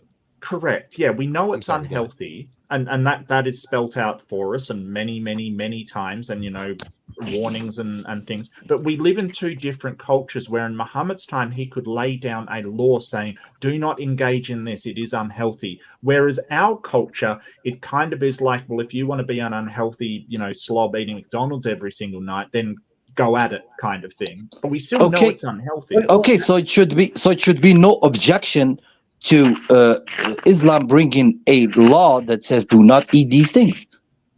You want to bring a law to ban fast food? No. I'm talking about the fast food of the time. The fast food that runs 60 miles an hour. Well, we're getting illegal. A little bit... Wait. It is illegal in the United States to eat bats. You can't bring in right. Correct. So it's illegal here, but it's not based on religious. So it's based on CDC. So their point stands, Samir, that Muhammad could have seen like this was a bad thing, or the culture could have known it was a bad thing, brought bad outcomes, and created a law just like the CDC did today, but we did it more based on empiricism rather than anecdotal. Like, well, it may not even be anecdotal. People were not stupid. But I'm sorry. Since you always insist on logic and philosophy and laws and what do you call them, fallacies and all that. Are you sure you want to make a point starting with probably? Yes, because it is a probabilistic claim. Because I'm not saying that Muhammad was not, in fact, divinely inspired. I'm saying it's probably the case if it was a law, because I believe everything is natural, right? That if it was a law, it was based on our experience as humans, and humans were not magically dumber 1,400 years ago than they are today. Okay, final words, Samir, and then we need to go to the next message, please. Yeah, my final words. I feel like we're not gonna agree on this point, and I don't want to waste everyone's time. I have the luxury to have Ozian with me here, and not now. You don't have to do it now, but I felt like my super chat question went totally over your head, and you answered something completely different than I asked you. Okay. I'll give you the question again and just answer it at your ease whenever you want. The Quran says, and we have made mountains as pegs, and in another verse it says, and we made the mountains as stabilizers, so the earth does not quake with you on it. So, and now, 1,400 years later, we discover that the crust of the earth is like 10 miles thick, but under a mountain range, it could go all the way up to like 40 miles. So what you see in the mountains above the crust of the earth is only the small part, and the big part, just like a peg that is dug into the earth, is beneath the earth. Wouldn't you say this was a scientific prediction made by the Quran? You don't have to answer now, so I'm not taking you off topic. Would it be science because it wouldn't explain how it knew it, and it didn't explain how far it went. It didn't provide any of that data. So it could be true through like a concept called epistemic luck, which I tried to explain in my opening. I probably didn't spend enough time on that. I wish we had talked about that more during the debate, but I know you wanted to focus on those 6 things, but and I could have pushed back more, I think, on that, but people wanted to move on. So it looks like where we can agree, nobody's disputing the issue of, okay, the Islamic answers to these 6 issues are better, but it looks like you guys are saying it's not a miracle because it could be deduced through research, observation, and just from asking around or something like that. Therefore, you guys are saying this. Can we agree on that? Yeah, let's take another example I've heard often: talking ants, right? So you could observe ants, how they construct, like how they work together as a colony, and how they interact, and you could look at them and say, man, it almost looks like they're talking. Like when humans go out and build these great buildings and stuff like that and work together to build these communities, they have to talk. So if ants are doing it, they must be talking to it. But the problem you run into is an anachronism, right? Because we know ants aren't actually talking. They're actually using like pheromones and stuff like that. But no, they're talking. But that's not what we mean by talking. But that's a different claim. I just want to be clear, Nadir. You can say it's analogous to talking. I don't have a problem with that. We don't call it talking in science. Just quickly, Nadir, you wanted me to point out. Well, you want me to point out when you're doing interpretation? You're doing interpretation. Okay, good. Explain how. You're taking talking to mean some kind of metaphor, meaning that they're communicating. That is all interpretation. Oh, wait a second. I'm. You lost me. What am I saying now? Well, you said they do talk, and ants don't talk. Ants talk. No, that's your interpretation. Here, let me show you the reference for that. This is what scientists say. It's not what I say. No. That's your interpretation. They communicate. They don't talk. They use pheromones. They don't talk. Okay, let me. Yeah, no, I understand what you're saying. That you think I'm interpreting the communication of pheromones as talking, but I'm not doing that. I can promise you that. Wait. If you're going to use some scientists, the language they use to describe a phenomenon where they use the word talk because they don't understand how people are going to take that word talk and create an equivocation fallacy with the Quran, and that's what's happening right here. Okay. Scientists will use flowery language to describe stuff because they're not philosophers engaged in these type of debates where people will take their statements. They do this all the time. We do these debates all the time where people will take some Einstein quote out of context. It means something that Einstein didn't mean it in the first place. And working in networks, you say all the time that computers are talking to one another. They're not talking to one another. This is just the language you use. It is a metaphor. It is an analogy. So you can get somebody who doesn't work in that field to understand what you're talking about. Like when I say, hey, the server was talking to the host computer, I'm not saying... Well, here's what I have on my... Yeah, simplify it. Sure. Yeah. I mean, I'm not disputing what you're saying, but this is what, if you just Google talking ants, you will actually hear the audio of them. And the scientists are saying talking ants, not me. And so... It's an equivocation fallacy. That's fine. You take it up with them. Like, this is the Vice article. I was actually... I am taking it up with them, and I'm taking it up with you. Listen to these babies... Listen to these baby ants talking. I mean, that's what they're saying, okay? So now, are they just doing it metaphorically? Why is talk in quotes right there? And that little bit written underneath the title, talk is in quotes. Why did they do that? Well, would that imply that the word might be being used in a metaphorical sense? Okay, well, that's something, again, I just wanted, I'm glad you called that out, that whether I'm just doing that interpretation game or not, but I'm just telling you, this is what they're saying. Now, of course, could they be meaning metaphorically? I don't know. That's just what they're saying. But you see, Dr. J, I do want to let you know that's my pledge to you. I don't play any. No.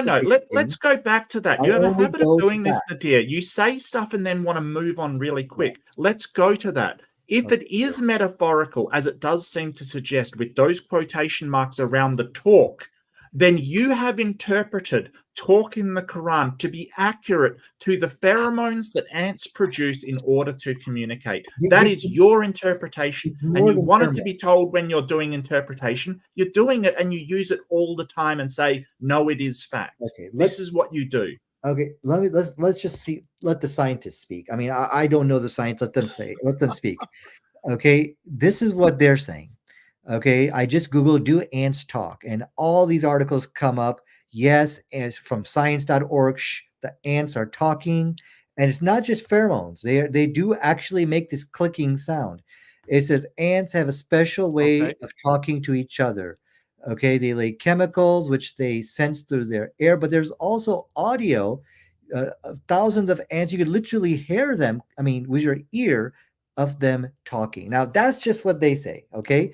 So you could take it up with them, and I'm just repeating that, yes, the scientists are saying they talk.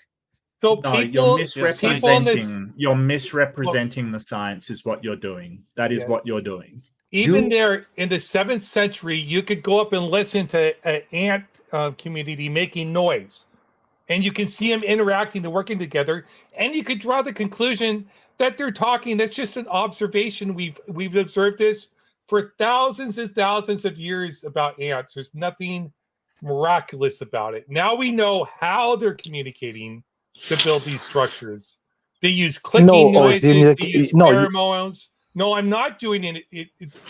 I'm not making a mistake here. This has been known about ants forever. That they work together to build communities. Same thing with bees. Can I ask Nadir a quick question? Nadir, what do you think of particle physicists sometimes describing particles as little spinning balls? Would you just take them at their word and believe that particles are literal little spinning balls, even though they're not spinning and they're not balls and they're not little because they don't have a size? Or are these particle physicists just dumbing it down for the idiots like us who know fucking nothing about particle physics?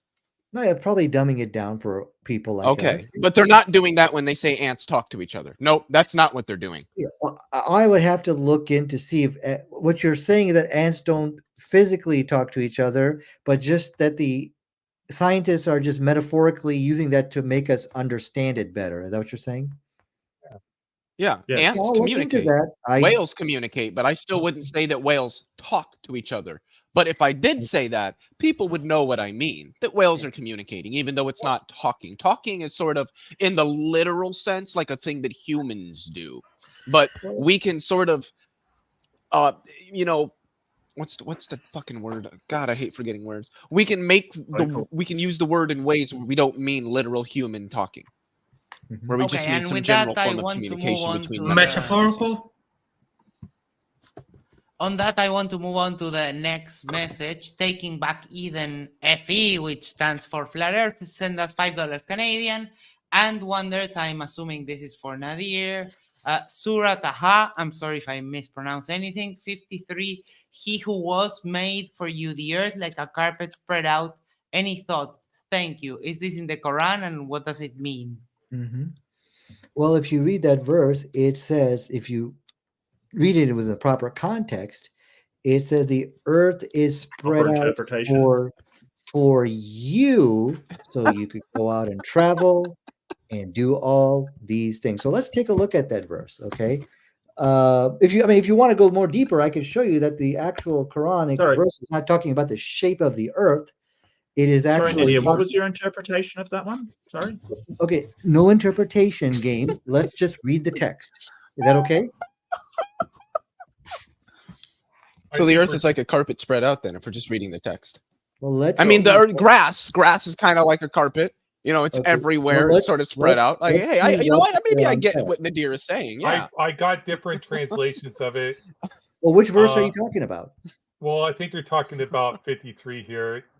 It is he who has made for the earth as a bed spread out and inserted therein for you roadways and sent down from the sky rain, and it produced thereby categories of various plants. Nadir, you should do a flat earth debate. Oh yeah, yes, I'm all absolutely. Yeah. I don't believe in flat earth, so there's so much fun. No. On the opposite side, on the globe Earth side, Nadir. Yeah. Yeah. Okay. There are tons of fun. Like you debate a flat earther. Oh my exactly. goodness. You advocate would probably for like the it. globe. And just to give you a little bit of I would like background, it. Taking Back Eden does come from the flat earth background, so the aim of his question is geared towards. That's what the FE means. Here, yes, let me share my screen just so we can see what the Quran actually says here. Well, yeah, go ahead. Your interpretation. So here we can see it would be wrong. Like this guy is talking about the entire earth is laid out below you. Now I'm sure he's probably not talking about a flat earth. You need to read it in the context here. A lot of people are talking about the earth is spread out and etc. Let's read things in there. Like this is a very good example. The earth is spread out in a magnetic field. Okay, that's the context. Good. Now let's apply the same logic to the Quran. And Allah has made the earth spread out for you. This is a different that chapter. You may travel in its diverse roads. The context here is to travel. This is a different verse, so they're pulled up 53. Okay. Well, when the Quran talks about the earth being spread out like a bed, well, hold on a second. When the Quran talks about the earth being spread out like a bed, being spread out, it's clear what it's referring to by looking at other passages of the Quran. So let's look at the. Now here's other people talking about the earth's bed. You should accuse them. Hey, you talking about a flat earth here. I just Googled this. So it looks like it's okay for people to mention. And here we go. It is he who has made for you the earth as a bed, which is echoing exactly what we read before. This is something for you so you can benefit. So, look at that. And inserted in roadways and sent down from you. So it's not talking about the shape of the earth. It's talking about how the Lord has blessed this earth for you that you could travel. The earth has to have a little bit of flatness so you can drive your car. so you can walk, right? But Allah didn't make the roads. You can't. I go up hills all the time. Okay, so here's a problem. Anybody else here drive down Here hills? is a big problem. You see, our arguments are based on facts. Now, if we want to start interpreting what this bed means, and this is my point, the objections to Islam are not based on What facts, does bed based mean, then? on interpretation, and you shouldn't be doing that. Listen, when I point out scientific errors in the Bible, it's not based on interpretation. The rest I of us don't literally care. bring out scientific research papers. I let the text read for itself. Well, when you So can don't give play me any interpretation games. You see? Can you give me the decoder ring for the Quran so I can interpret it? What's that? I asked for the decoder ring during the debate. I can't. Yeah, but just read it within its proper context. Baffles me, Nadir, is you just made an interpretation of that passage. You just did an interpretation of it. Like, you literally said it has to be taken in the proper context. Correct. That's interpretation. In the proper context is what we should all That's interpreting That's something. interpretation. You're interpreting it within a That's context. the parable of the mustard seed should be taken in context. The parable of washing hands should be taken in context of the claim at the time. What happened with the Quran? That was one of the messages that I was saving. That the lack of mustard seed being mentioned is hilarious. Do you want to touch? Don't get into full debate on mode because we still have a couple more messages I want to get through. Someone wants to touch on the mustard seeds. Well, the issue here is it's hilarious because the person is ignorant. He's not understanding the situation here. If the Quran is not from God, he's copying from the Bible. And if he's copying from the Bible, then when it came across the mustard seed, the probability of you copying that same scientific error is pretty good. The fact that you didn't do it raises some good questions here. Now, can we say now the fact that the Quran doesn't have that scientifically incorrect statement is not laughable? That's a very good and wise decision made, whoever the author is. How they make whoever's showing their Amazon wish list, could you? It's how they make mustard seeds. It's strange how they because make mustard seeds. This thing. Sorry, go ahead, Leah. No, I was just going to make a joke. I was going to say, of course, the mustard seed isn't the smallest seed because that window clip said they weigh 5 pounds. Well, here's but the it was thing. a 5-pound bag of mustard seeds. I was just being. Nadia, just because the Bible says that mustard seeds are the smallest, and maybe somebody found a smaller seed in the intervening time in between, it doesn't make it somehow inspired by a god or somehow scientific. They may have just found a smaller seed. And that's it. That's the entire explanation as to why it wasn't copied. And that there's nothing supernatural about that. There's nothing amazing about that. That's just they in the 600 plus years, they just found something that contradicted the Bible. See, big freaking deal. I'm not disagreeing with you. Look, I'm not Mark. The point, I think we're all in agreement. You can go after Isa. Nobody is disputing that the Quran is giving better answers than what we are finding in the Bible. But the issue here is, okay, well, this can be easily done by through these various means, as you pointed out, Mark. That's fine. But what Muhammad was successful in doing, in debunking the divinity of Christ, Dr. J. I don't care. I literally you don't care. Any okay, that's fine, because you are an atheist. You come with an atheist agenda, but you have to, and you are debating an atheist. Okay, but I'm trying to explain to Dr. J over here. Nadir, let me ask you to please don't signal out like specifically Dr. J, because we're having a group thing here. What I'm saying, you didn't even debate Dr. J. I want the Christians to listen to Mark. I want Christians to listen to these other people here. They are agreeing that, I mean, if Jesus is God, then he's not going to get beat out by Muhammad, okay, on these 6 issues. That's just a fact. And do you think Jesus could beat Muhammad in a fight? Who do you think? The issue here is that if he was God, okay, this is not going to happen. I want the Christians to understand now, even the atheists now can see that there's no way, in light of what we have seen tonight, that Jesus is God, and what Muhammad was successful in doing. Okay, maybe it may not have been proven a scientific miracle, but he was successful in debunking the myth of the divinity of Christ. So for that, no, but see, the thing, credit. what I'm trying to get across is that they had a lot of years on the Christians. Like if Muhammad was first and Christians came later and copied off Muhammad copied off Jesus copied off Muhammad, you would expect them to have more knowledge. That's just how time works. We learn more things as we go along. That's all. I'm not saying that one was better than the other. I'm saying that, hey, one just had the advantage of learning off the earlier one and being able to check the facts to see if they're correct. There's nothing amazing about that. Well, I can refute you, but I don't want to because I want to appeal to the Christians who are listening here, and I want them to listen and hear that. Listen, I can together. Well, I consider myself agree. refuted. There's no way Jesus can be God. No, but he could beat Muhammad in a fight. Let's hand it over to Isa, who wanted us to ask a question, and then I want to go into the next message because this one is sure to spark some debate also.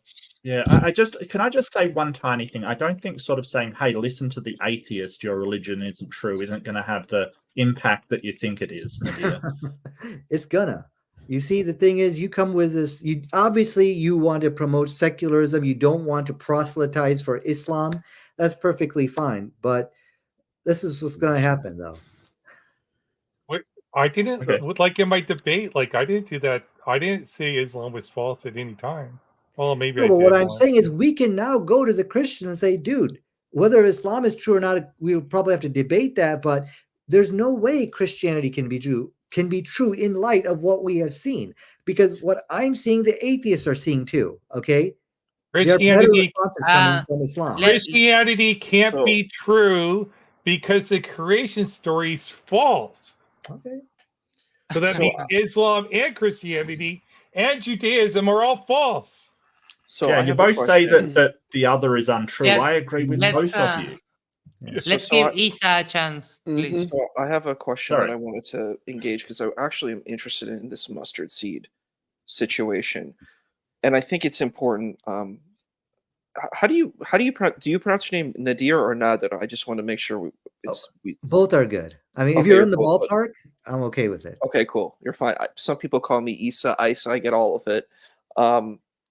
So I wanted to ask the question about this. So looking at the verse, it says the kingdom of heaven is like a mustard seed that someone took and sowed in his field. It is the smallest of all seeds. I think this is where the contention is. But when it has grown, it is the greatest of shrubs and becomes a tree, so that the birds of the air come and make nests in its branches. So this is what the narrative is. I'm curious, like, do you feel that this is like a scientific claim? I don't know. Like, when I read it, I don't see that this is making a science claim. My understanding of when I'm reading this is it's basically saying that, hey, look at this tiny seed. It's so small and it looks like it can't do anything. But guess what? That one seed can grow and become this giant thing. And I think that is, and it's referring to like our kind of investment in doing spiritual things. That's kind of the way I looked at this verse. I didn't really look at it as a scientific claim. So I'm just curious why you were saying, or why do you feel this is making a scientific claim? Well, it's not based on just Nadir. A lot of people raise this issue. Let me just share my desktop. The part which you might have overlooked is the highlighted part here. Though it is the smallest of all seeds, that is scientifically incorrect. All right. Now, other people have pointed out, another atheist actually pointed out that, and I haven't researched this, that the mustard seed actually doesn't, the mustard plant actually doesn't do this, become a tree, and the birds come perching up on it. I haven't researched that, so that might be wrong as well. But you shouldn't be making false statements. And the point here is how is it that, well, the question is, if we would assume that if Muhammad was copying from the Bible, he would have copied this scientific error or scientifically incorrect statement as well. But he didn't, and that's a very good thing. So the only point I'm making, Isa, is the Quranic usage of mustard seed is better example, because it doesn't have that problematic issue with it. What if when they said the smallest of all the seeds, they meant like culturally, like within their culture, this is the smallest seed they deal with? Would it be an incorrect statement then? So I you're wouldn't think so. appealing. Well, no, because what you're saying is, okay, the people at that time might have thought it was the smallest, right? And so you're just No, I'm appealing saying to that their they knew feelings? there were seeds that were smaller, but this seed is the smallest one that they ever like worked with. And so that's what So they meant you by the knew they smallest of all were. the seeds. The smallest Yeah. of all the seeds that we use. See, but then that would kind of make God taking advantage of people's ignorance, I guess. I mean, if the people had a wrong see how understanding that and you follows come at and all. you endorse that wrong understanding, I don't think that's a very good interpretation, at all. I don't think God would do that. And I think that's I don't know why what it has to do it's with God. the point here. I don't want to show that the Bible's wrong. It's got scientific errors. The point which I want to make is we just got better answers. And so we could just move on from this point. That's I don't normative. want to. Yes, get too and much into- it's going to come up afterwards sure. again. So don't. I do have one like- like really quick question for everybody in here. It's a real quick question. Is anybody Sure. starting to crave a hot dog with stadium mustard on it by chance? I'm craving After this discussion? donuts. I was thinking really Donuts. hard about. I was thinking really hard about like wild mustard and evolution into other stuff though. All right, we have our next message from pseudonym $5. At 19th century Britain dumped poop out their window. Does it really take science to tell you don't poop in a bucket and eat dinner after? Bottleneck people and ignore the end. But I want to ask the panel briefly go out. What's your take on this idea of basically just knowing more stuff than we used to? Yeah, the British people are Ocean. just dirty. That's all you need to know. Wow. I think they took the Jesus parable literally, and they should have taken it figuratively, as you should live in like the image of Jesus, or like be a good person, and not just ignore the cleanliness part, like wash your hands, don't dump shit on the road. So it could be the case that there were apologetics during certain periods of time of Christians where they took this seriously, and that would be detrimental. I don't know. Maybe Dr. J's over there squinting like, there's no way anybody was that dumb. Hey, Dr. J, maybe, but Dr. I haven't J, heard of it. why did they dump shit on the streets then? I don't know what They had no Okay. place they else to did put it. that. Well, I yeah, I they don't were poor. recall a theological reason for it. I can tell you that. It's because no garbage service existed in like Victorian England, and it's actually really expensive to cart stuff around because you didn't have cars and trucks and all these kinds of things, and people were just poor, so they just dumped it out the window. You want to know what's funny, Mark, is that the Brits descend from the Romans, who had a full-formed sewage system. I know. Nadir. So why didn't they just, hey, let's do the sewage thing? Because the Christians took over the Roman Empire and it fell apart. Well, yeah, that's kind of true. Like the Romans have a very high level of civic responsibility as part of their culture, and the British aristocracy did not. Nadir, what's your idea nasty-ass on wigs. this? Do you need me to put the question back up again? Oh yeah, I'm sorry. I wasn't reading it. Oh, the poop one. The idea, kind of more to the idea, we can go outside of the poop thing, maybe go into the how cultures evolve and we get more knowledge. That's why they used to carry the umbrellas. You ever seen like it's a warm, sunny day and the women would be carrying umbrellas? That's a parasol, and they're there to protect you from the sun. Like seriously? I thought it was also for the poop, though. No. Okay, that's what? I could be wrong about that. No. Because they throw it out the Chemtrails window. for the smell. London was nasty for a period of time. Yeah. London They is were nasty. They had problems with inversion layers even through the 20th century because of all the smog they put out. They were using wood or stuff to burn for heat. They had periods of time where people couldn't go outside. They would die, asphyxiate to death because of their smog and shit like that. I guess I'm just gonna share out this question. I'm I want to send it over to the comedy Bengali because he's been here but hasn't had a chance to speak. What are your thoughts on human progress and the advance of human knowledge? I think it's gone well, and as we go on life, we start to learn more and we start to progress. Thank you very much, and we're moving on to the next message. Then this one is for Nadir. Tell me more. $5. Did your God reveal the info about the mustard seed to Muhammad? If so, why did he not know about smaller seeds elsewhere in the world? Well, I don't understand the issue here. I mean, the fact that, I mean, how can you blame Muhammad for not mentioning a scientifically incorrect statement? He's just staying away from that.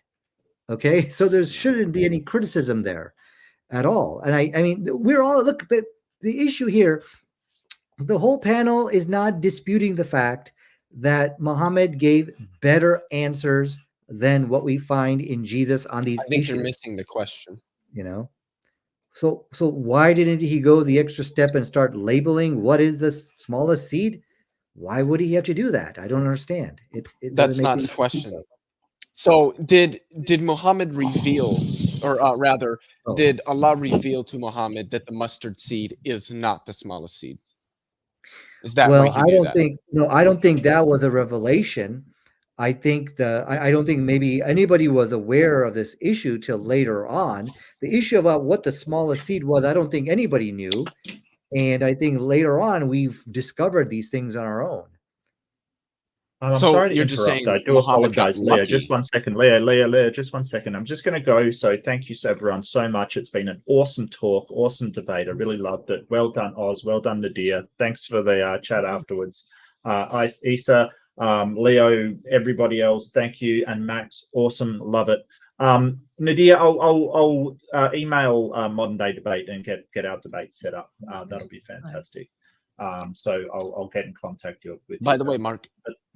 Yeah. Don't forget to empty your poop bucket tonight.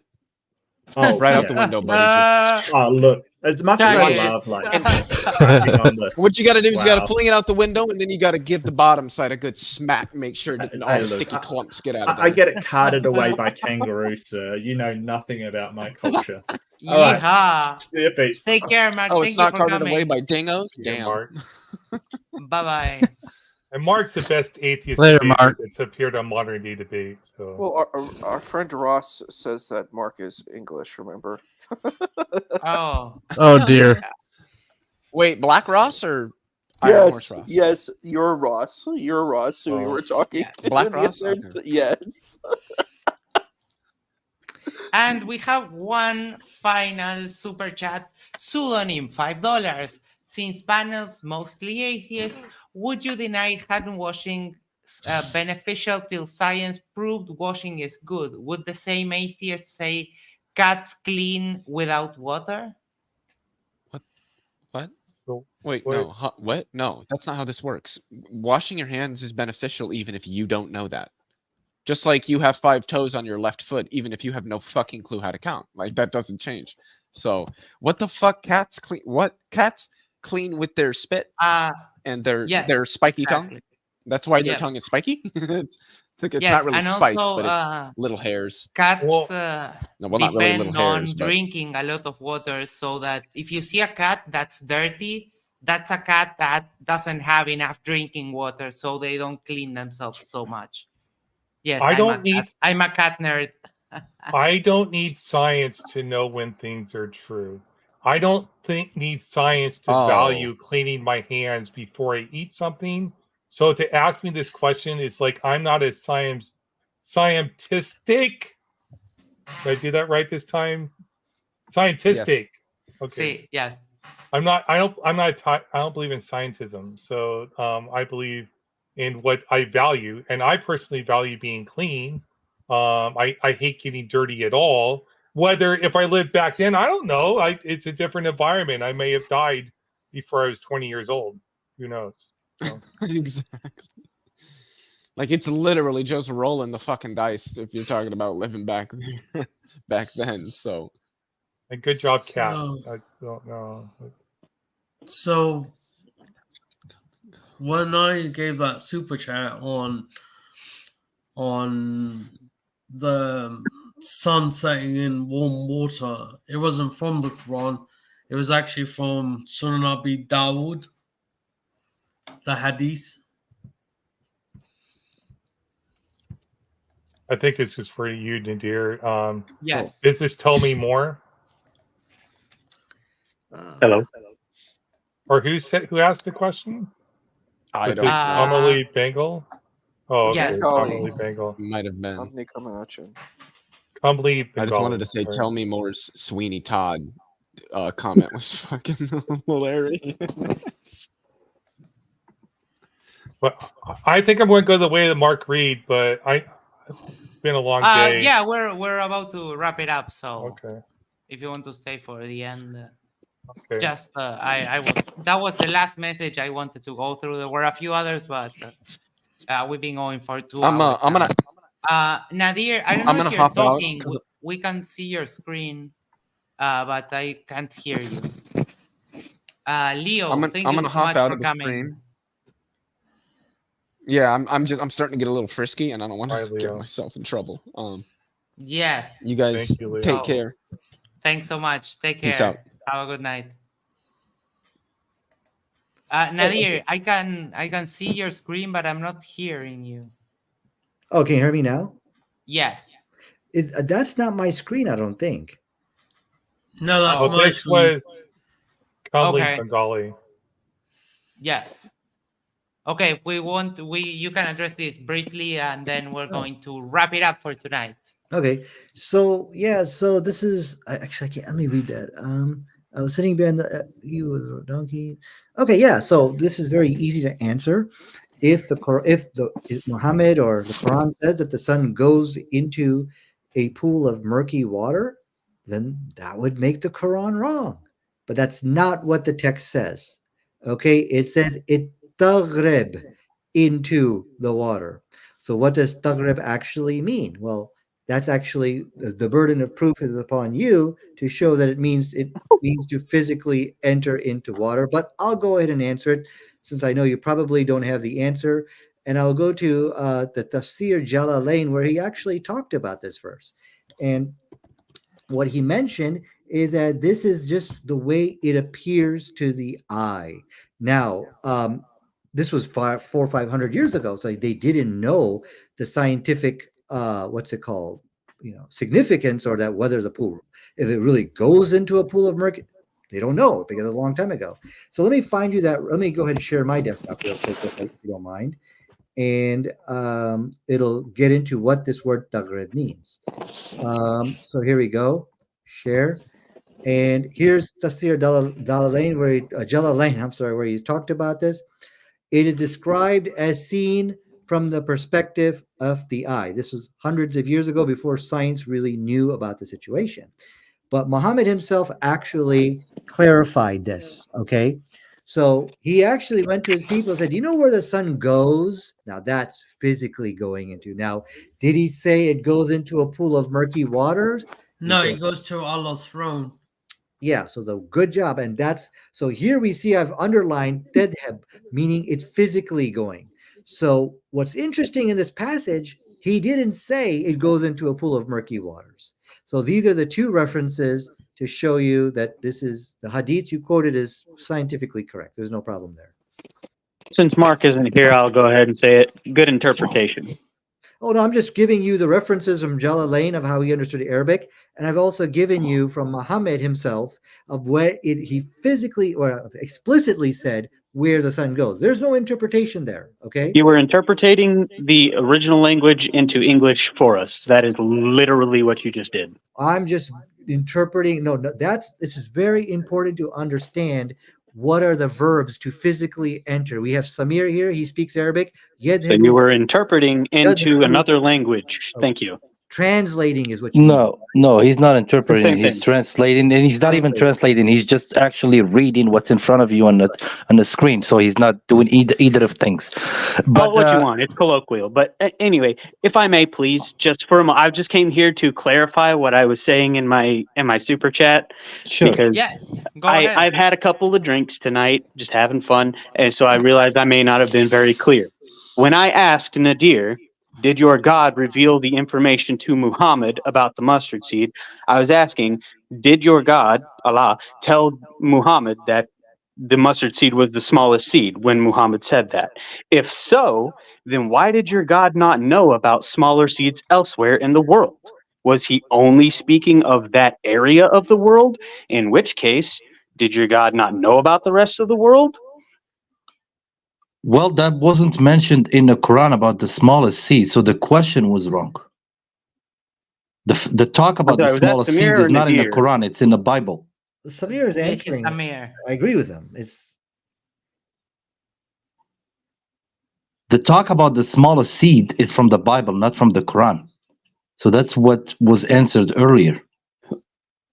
So the question assumed that the talk about the smallest seed was in the Quran, which was not true. Well, that wasn't my only point with the question. When I said the information about the seed, the smallest thing was just another thing that was being said. When I said revealed the information about the mustard seed to Muhammad, did he not know about the rest of the world?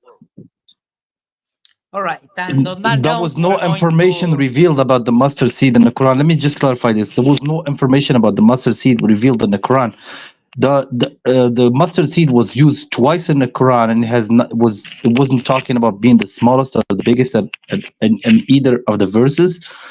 What the Quran said about the mustard seed, God said that in the judgment day, God will not transgress against anyone in the judgment, not even something as small as some deed as small as a mustard seed. That's the only thing that what it was mentioned. But I would like to also talk about the previous point about where the sun sets. Samir, no, we're about to wrap it up for today's show. We have discussed this today. Could you grant me 1 minute, please? Because I didn't talk much tonight. We're going to do closing remarks, and we're going to take it away for tonight. Okay. Ocean, any closing remarks? We'll get started with you, and we'll go around. I expect to see more pre-shows and after shows on the channel here. I hope to do more debates coming up too. So I love this debate. I really appreciated the discussion tonight, Nadir. I think and the after show. Thank you so much for putting up here. Hey, but you know what? There's 3 Muslims here, a Christian, and a bunch of dirty atheists, and we had. I think it was a good talk, right? It wasn't that horrible. It was. It was very fun. Yeah. Nadir, closing remarks. Thank you for coming. Thank you for joining us in the after show. Well, I think there was agreement on the issues. It's just where the disagreement is can this be done? Is what Muhammad did humanly possible where other people could have done it? So I'm very happy to see that we do have that there is recognition that Islam gave better answers on these 6 issues than what we see in the Bible. And the significance of that is huge. And I think that we can now go to the Christians together and tell them, dude, the stuff that you believe in is not true. Science has debunked it. And the way Muhammad used science to do it. I want a response to this super chat from Pseudonym for $5. Not going to lie, combos discussing according to atheists. Practices done were for health. Atheistic methodology catches up, while devaluing scripture, I guess. I specifically responded to that by saying I don't use science to come to all truth claims. Like, I don't care if the scientific method said I had to wash my hands or not. If I valued washing my hands for other reasons, I would have washed my hands. So You don't need science to know to wash your hands. You can see there's disgusting shit on my hand. It tastes nasty. Or people eat stuff and get sick. Anyway, it's common sense. Did you actually taste it?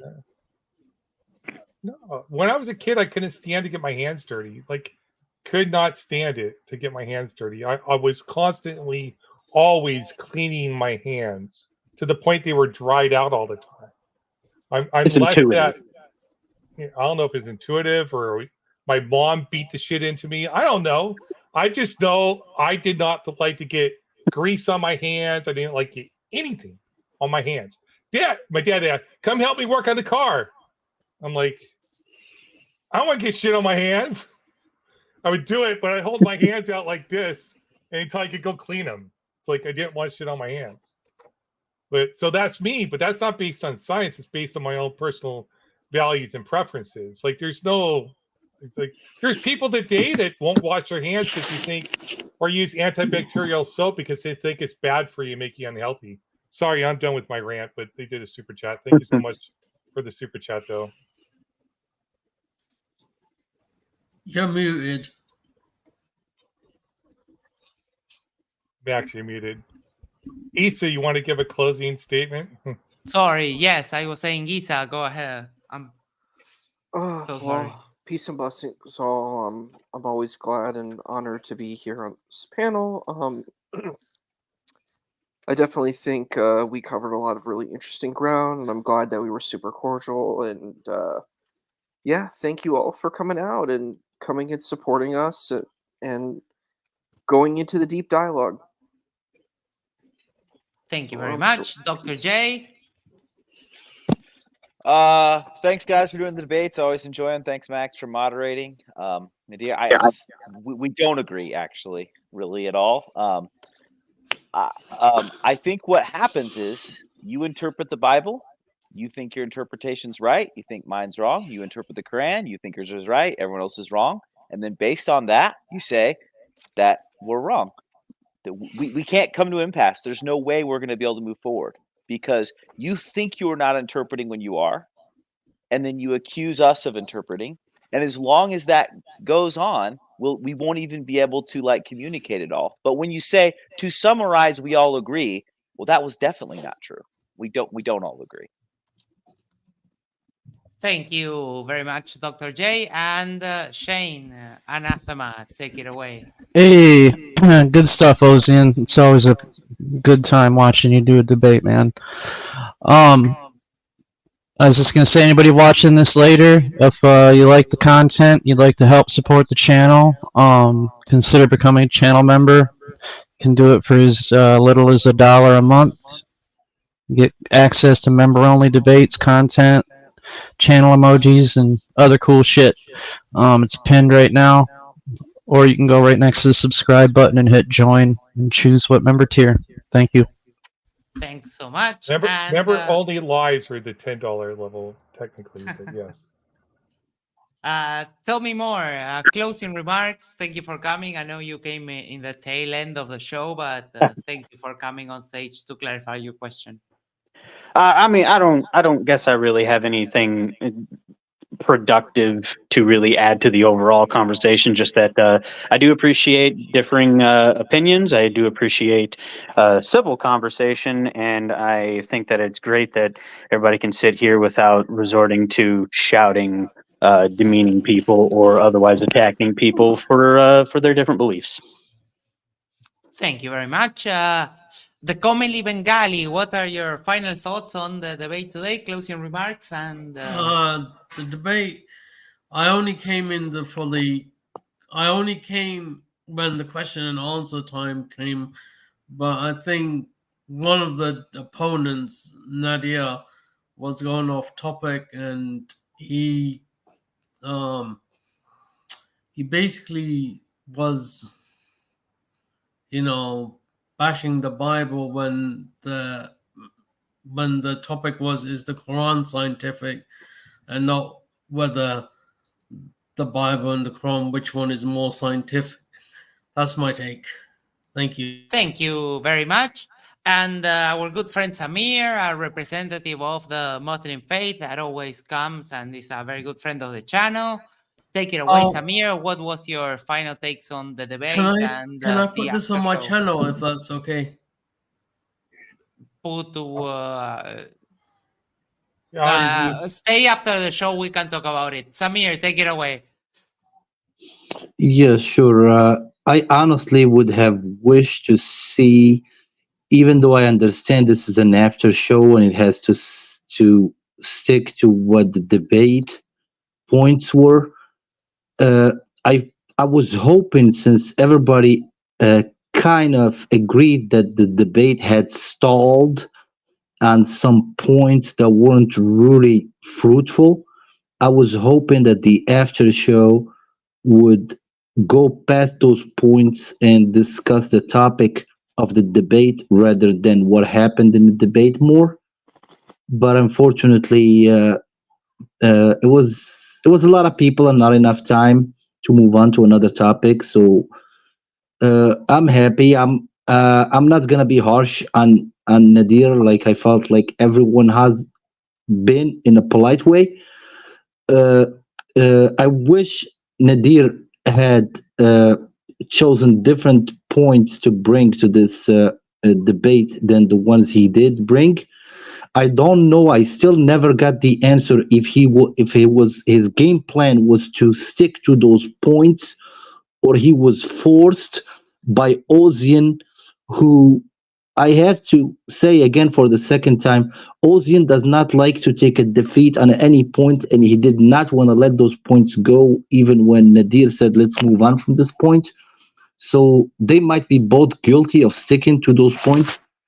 So I hope we can have this discussion again, but broaden up the topic to better points, in my opinion. And I believe Isa agrees with me. All right. Thank you very much, Samir.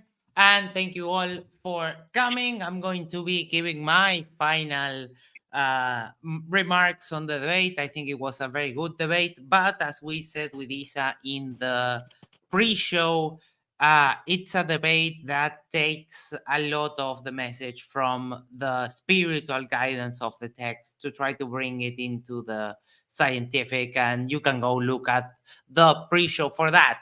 So far, all we have scheduled this week is my show, Tell Me That Story, on Wednesday, 9 p.m. Eastern Standard Time. We're going to be talking about the love stories of two caliphs, and it's going to be fun. But click the subscribe button, click the bell, and then write all notifications so you get notified every time we are live. Remember to hit the like button, subscribe, share with your friends, become a member, do all of that good stuff so the channel keeps growing. And we will see you